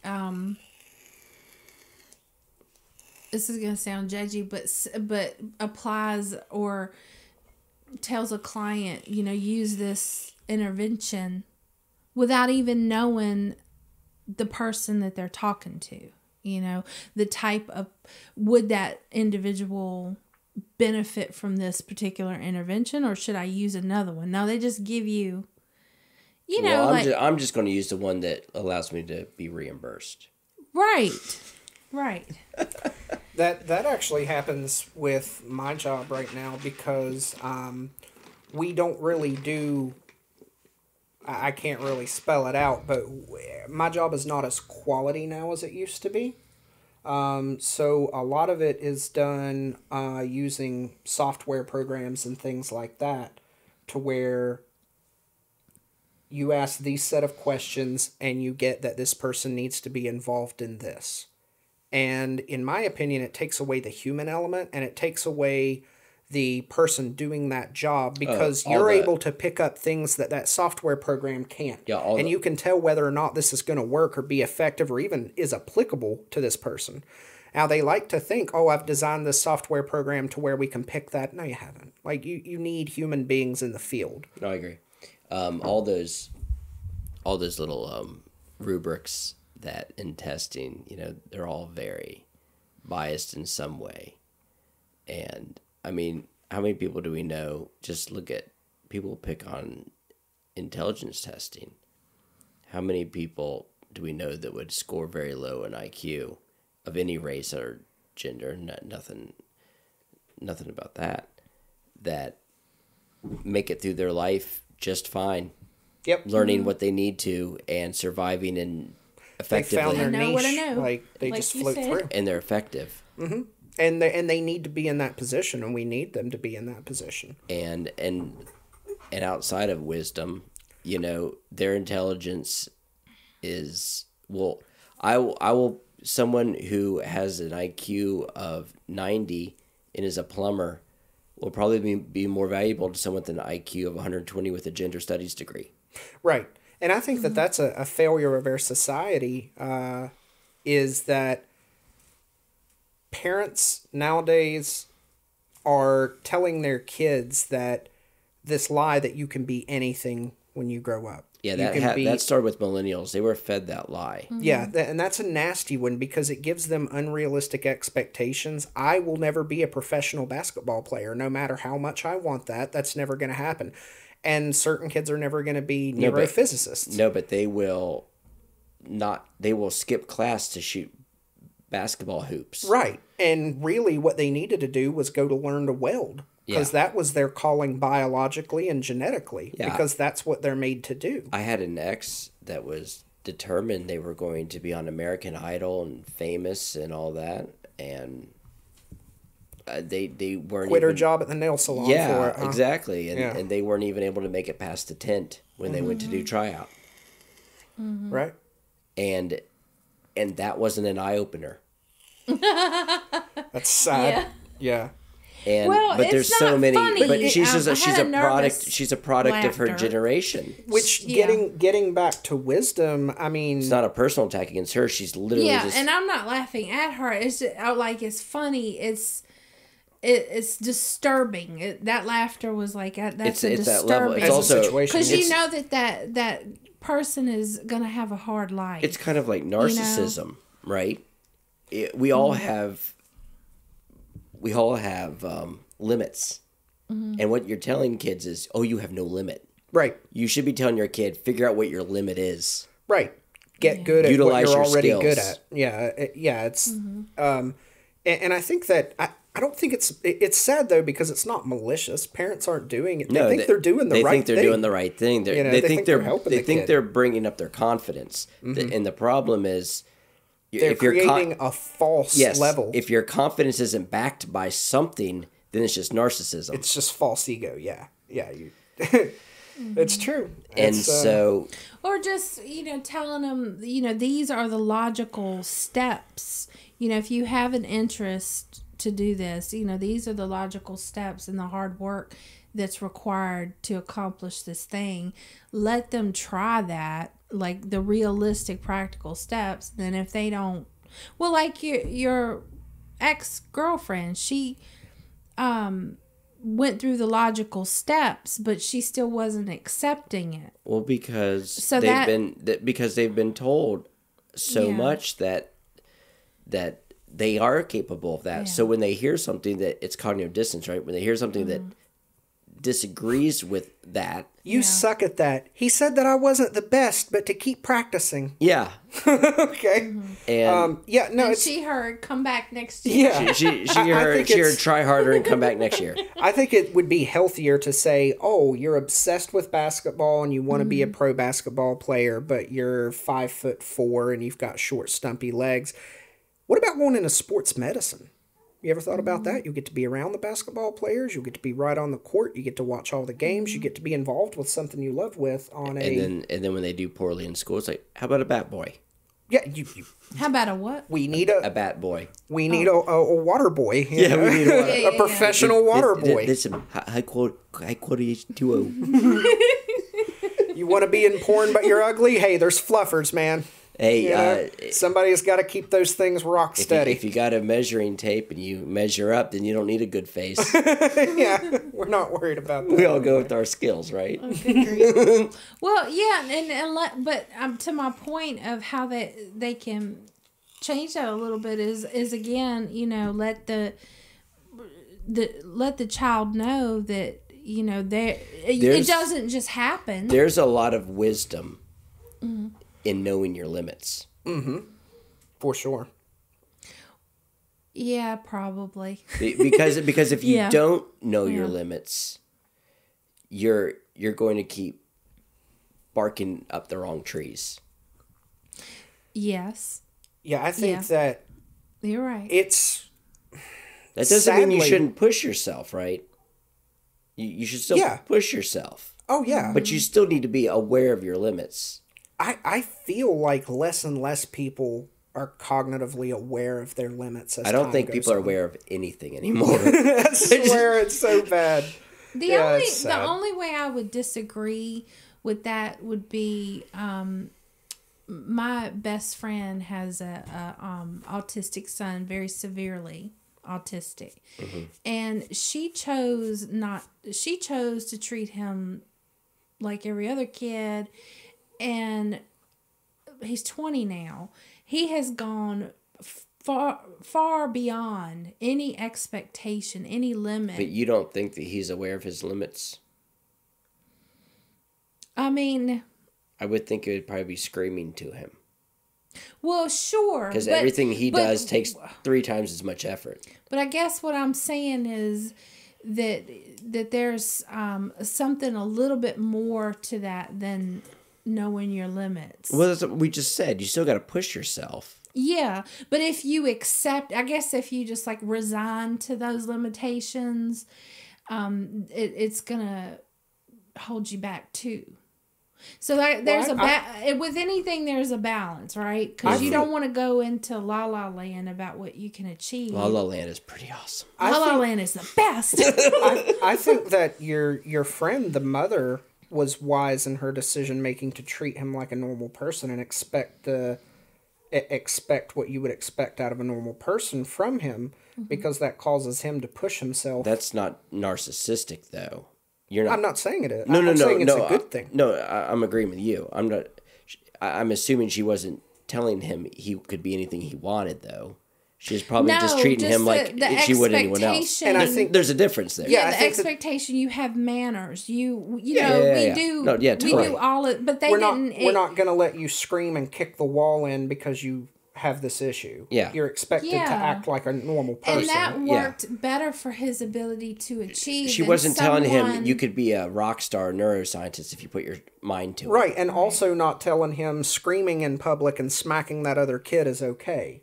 Yeah. You know, so I think that's a good balance. No, she was just... like, that was the right way to go about that. And I think it's really sad because I've seen it firsthand when you teach or when you have an autistic child and you say to them that that's acceptable because they have an issue. It creates issues in the long run, and those are the types of kids that end up with me. And that's kind of another little slice to this pie. You know, it's like normalizing things that aren't normal too is it's creating an issue. And it's like you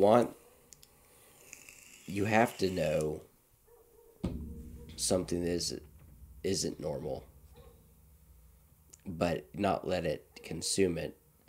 But I don't know. It's just, I guess I'm just kind of like losing my thought. This is what happens when we do podcasts too late. Well, I think we both may be right. Well, I'm saying that I'm looking at the same thing you're saying with treat, and the same thing you were saying with the normality. Because it's got to be rooted in reality. Right. Yeah. And absolutely. Because there's no growth. That's the difference. That's finally the thought came back to me. Yeah. This is why we do podcasts late. Damn it, Biggie, and you being a night person. If it's not grounded in reality, then you're not. That's you can't go forward. No. And so just telling people, oh, well, beating your head into the wall is what autistic people do. That's just normal for autism. You're not encouraging them anything in their life. And just telling people, oh, you don't need to work on yourself. That's just normal. Think about the unhappiness when you said, because it struck me when you said, you can't go anywhere, if it's not rooted in reality. Think about how much massive unhappiness is caused by just that. Oh, we're creating massive suffering by telling people things are normal that aren't. Yep. Or just because we're not encouraging people to really better themselves. And there's getting a little bit back to wisdom. There's only one way to fix that going forward, and that's strife. Yeah, suffering is what causes wisdom. Right. So where we're at right now, if you get through it, God willing, and that's kind of what we've talked about. Suffering is how you grow, right? Yeah, but you can suffer plenty and not grow at all. Where we're at right now, you can actually start creating destruction and more suffering based on your suffering. You could be 42 in a 12-year-old's body. I mean, you could be 12. Reverse. That was great. You could be 12-year-old in your mind in a 42-year-old body. Yeah, and I think that just like that works that way, and this was my point earlier, it works the other way too. And it's all if that trauma, if you use it to victimize yourself or if you use it to learn and grow from. I'm not saying a 12-year-old and a 42-year-old's mindset in a 12-year-old body. Well, there's just intellectual development. There's intellectually maybe 30 and a 50 or 20 and a 40. I do think that's definitely. And there's things that you also like developmentally. You're not going to be able to do some things, but there's also a lot of factors. We talked about life experience, but there's a lot of factors that go into why somebody may be more wise at 25 than 42.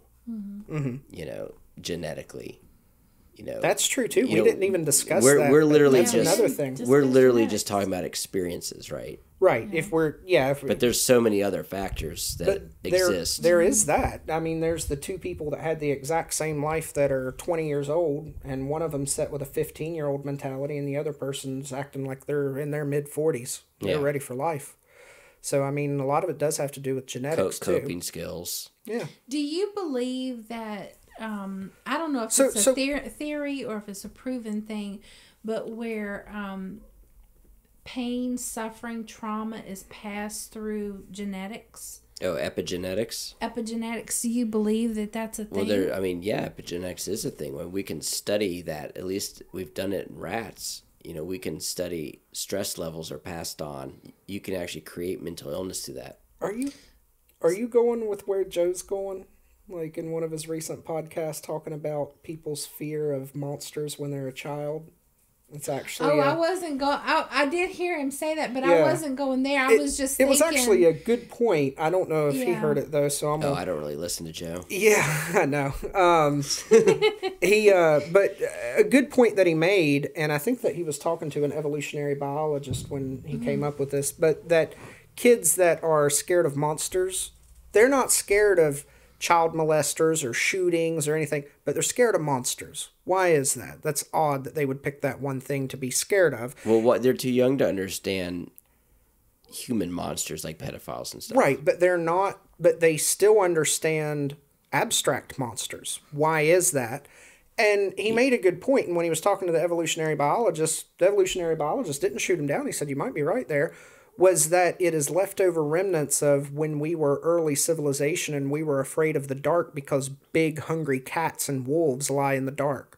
And if you wander into the forest, you might get eaten. That's exactly what I would say. Yeah, that makes sense, though. It's going back to what you were saying about mice. And look at dragons. Dragons come from two theories that I know. Mm-hmm. One is that early man was finding like dinosaur skeletons, right? Mm-hmm. And they thought they kind of put them together in their head what they might look like. The other one is it's an intense fear of serpents and snakes. And so there's an evolutionary purpose why we fear snakes. Right. They're very dangerous to us. Yeah. Many of them. Yeah, and I mean even kids they react very squeamish if they see something that's snake-like moving in the grass. It freaks kids out. They jump up in the air even if they don't understand. Yeah, that's evolution. Yeah, so that definitely does. Because it's just wild how some intelligence is hardwired into your DNA. Well, it's kind of funny. If you'd watched our YouTube channel, I did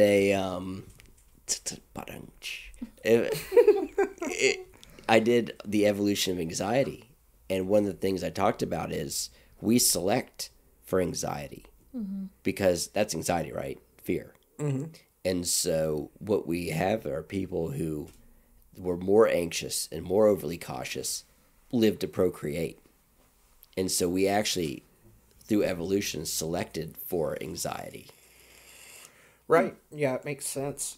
And if that wasn't the case, then that is like epigenetics, though. But we don't have time, of course, to get into whole epigenetics. Right, but if that wasn't the case, then the only people that are walking around would be 6'8" and 312 pounds of solid muscle, because that would be the alpha that was able to beat all the other ones to death. But sometimes being smaller and faster is more advantageous. Yeah, and being anxious. Yeah. Being nervous of that one that's 6'8". Being a little nervous Nelly might. Yeah. How can I figure out how to stab him in the back and take his woman? Literally. I mean, so you got to figure out a way to get on top, man. So when you're a little fella. We're kind of coming to the end of our time. How do you want to wrap it up? So I was thinking things that I don't know how to rephrase a sentence, calls wisdom or calls a person to be wise. Like it's a plague. Calls wisdom. I contracted the wisdom. Shouldn't have got with that girl. She looked questionable. Man, she gave me a lot of wisdom. I'm trying to figure out how to get rid of it. I remember the third time I got wisdom when I was in Singapore. Whew, that was a rough one. Thailand. I got some wisdom there. And I do podcasts with two guys. So I wrote down three different things. So where did you catch wisdom? I caught a nasty case of it back in Bangladesh. I believe it was 73. So the three things in a past life. Yeah, exactly. Hey, and by the way, that's you could also look at wisdom if reincarnation is true. Mm-hmm. That could also explain. This is way more abstract, right? But if reincarnation is true, it could explain why a 25-year-old might have way more coping skills and internal wisdom than a 48-year-old. Old soul. Old souls. Yeah. So it is, of course, if a Buddhist, I put some credence in that. I am not. I don't rule that out, reincarnation. Well, I'm certainly there not are opposed to many it, yeah. aspects of it that make a lot of freaking sense to me. But that would be an interesting, hypothetical to look at too. Because that could be why that 25-year-old is so damn wise. And I could have had a horrible life in my past life and have translated that over into my cushy life in this. Which it hasn't been all that cushy. But So some of these, so Taylor Swift, do you think maybe her reincarnation was like Taylor Swift. that of a flamingo? That's where she got her wisdom. I mean, she can't be too stupid. You don't though. like She is Taylor multi-millionaire. She knows how to market herself. Yeah. Yeah. T Swift? Kidding me. No, she T-Swizzle. She writes absolute droll, but that's For what the masses, though. For the masses, Yeah. And she makes more money than me. Yeah, she did something right. So she's Look doing at Kim something. Kardashian. I could not stand And she's got her. a law degree from Yale now. I don't. She's sharp. Well, She is. She marketed herself too, but how can you fault them for plugging into it? anyway, and we're not getting gonna the money. we'll get off on that, and we'll never. So let's go with Biggie's question. Oh yeah. Well, How did we catch wisdom? Right. Yeah, how did you catch your first nasty case of the wisdom? That's kind of what I was getting at. Oh, Who speaking wants of to Kim answer Kardashian here. Oh, here we go. This will just take a just second. don't show me a picture of her butt. I think it's just so weird wanna and see her twerk? alien-like. All right. With that, especially when they It's not a jelly, real butt. when they jellied it up. I just love this. Somebody shared this meme. It shows Those legs don't go with the butt. Okay. it shows an article. It says Kim Kardashian files divorce from Kanye West. And then below it says a comment. I know you live in the comment section. I as love the do. comment. Oh God, some of these people are. Sometimes I'm it like, gives me hope for humanity. Yeah, I'm like, why don't you have a job doing this? This is great. It's hit or miss. It either gives me hope for humanity Or just collapses like every- misanthropic. So below it, someone commented, the Amazon River runs for thousands of miles. At some points, it runs through areas of the rainforest that are almost untouched and barely ever explored. Because of the porous limestone in these areas, the river leaks through the stone and travels deep into the earth and forms underground pools almost a mile below the surface. Over thousands of years, small, blind, transparent fish have lived there and evolved in these pools. These fish have never seen sun or surface and have never been seen by the human eye. These fish care more about this than I do. Is that just not beautiful? Yeah. I thought That's that was a lot. wonderful. I was like, I kind of knew where that did was you know going. where it was going? Yeah, I love those though when because it was a starts out- non sequitur. or it Yeah. ends with also they know that Epstein did not hang himself. Yeah, You know, it those are usually great, ends with too. Epstein did not hang himself. So the things that we talked about that causes nasty cases of wisdom, it looks like Sometimes wisdom is a curse. Yeah. Yep. I think we all agree on. I think we all three agree on these three things, just at differing levels. We agree that all three of them are variables that can cause nasty cases of wisdom, and we just think that their levels are different, or maybe we don't. But the things that we found out was time, experience, and the third one, which we barely touched on, but I think it's very important, is genetics. So outside of those three, can you think of any others that might have big, what's the word I'm looking for? Contributing factor. Yes, big contributing factors. Past lives. Past lives, Past reincarnation. lives. Possibly. Valid. Possibly. Well, It's on the table. It's on the table. Well, I would say that these three we have a good bit of proof for, but something that could have a lot to do with it would be reincarnation. Can we think of anything Deja else? vu's weird, man. It is. It's weird shit. And a lot of people think it's tied to past lives. Yeah. Yep.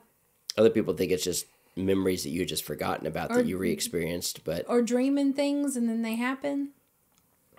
Yeah, that's me. That happens. Anything Okay. outside of time, experience, and genetics, you guys think? I think a desire to learn from your mistakes Okay. and really good listening skills. Learning from mistakes and listening skills. Okay. What would you say, Callie? Anything that we haven't touched? I think there's so many factors too, like the family you have. Upbringing? Yeah, your upbringing, Okay. your coping skills. I do think... I would put those both in the same... Because Yeah. you learn those from your family and your upbringing. Sometimes. I want to say your You can learn that from your environment too. You can learn it... That's true. You can learn it in spite of your environment. yeah. Yeah, that's true. I would say being spiritual. Not everybody, But spirituality would be a coping skill, I would say. Yeah. Well, yeah, you're right about that. Even though there's a lot of wisdom in spirituality, and you're taking wisdom from people who've learned, but that would also be listening too. Well, yeah, I think you can access your own wisdom through spirituality. Yeah. So That would be it's totally... just a That would be the conduit, Buddhist not concept the of wisdom. awakening your Buddha heart. Yeah. Would be to tap into that own wisdom that exists from past lives that we're blind to. I know we never really talked about Buddhism much, even on our spirituality. We'll revisit the spirituality stuff again, though. Mm-hmm. So yeah, I would say that spirituality, reincarnation, both of those can fall into one variable themselves. So If your spiritual practice believes in reincarnation, which, right, but I'm saying both of those are on But it's- similar planes. yeah. Yeah.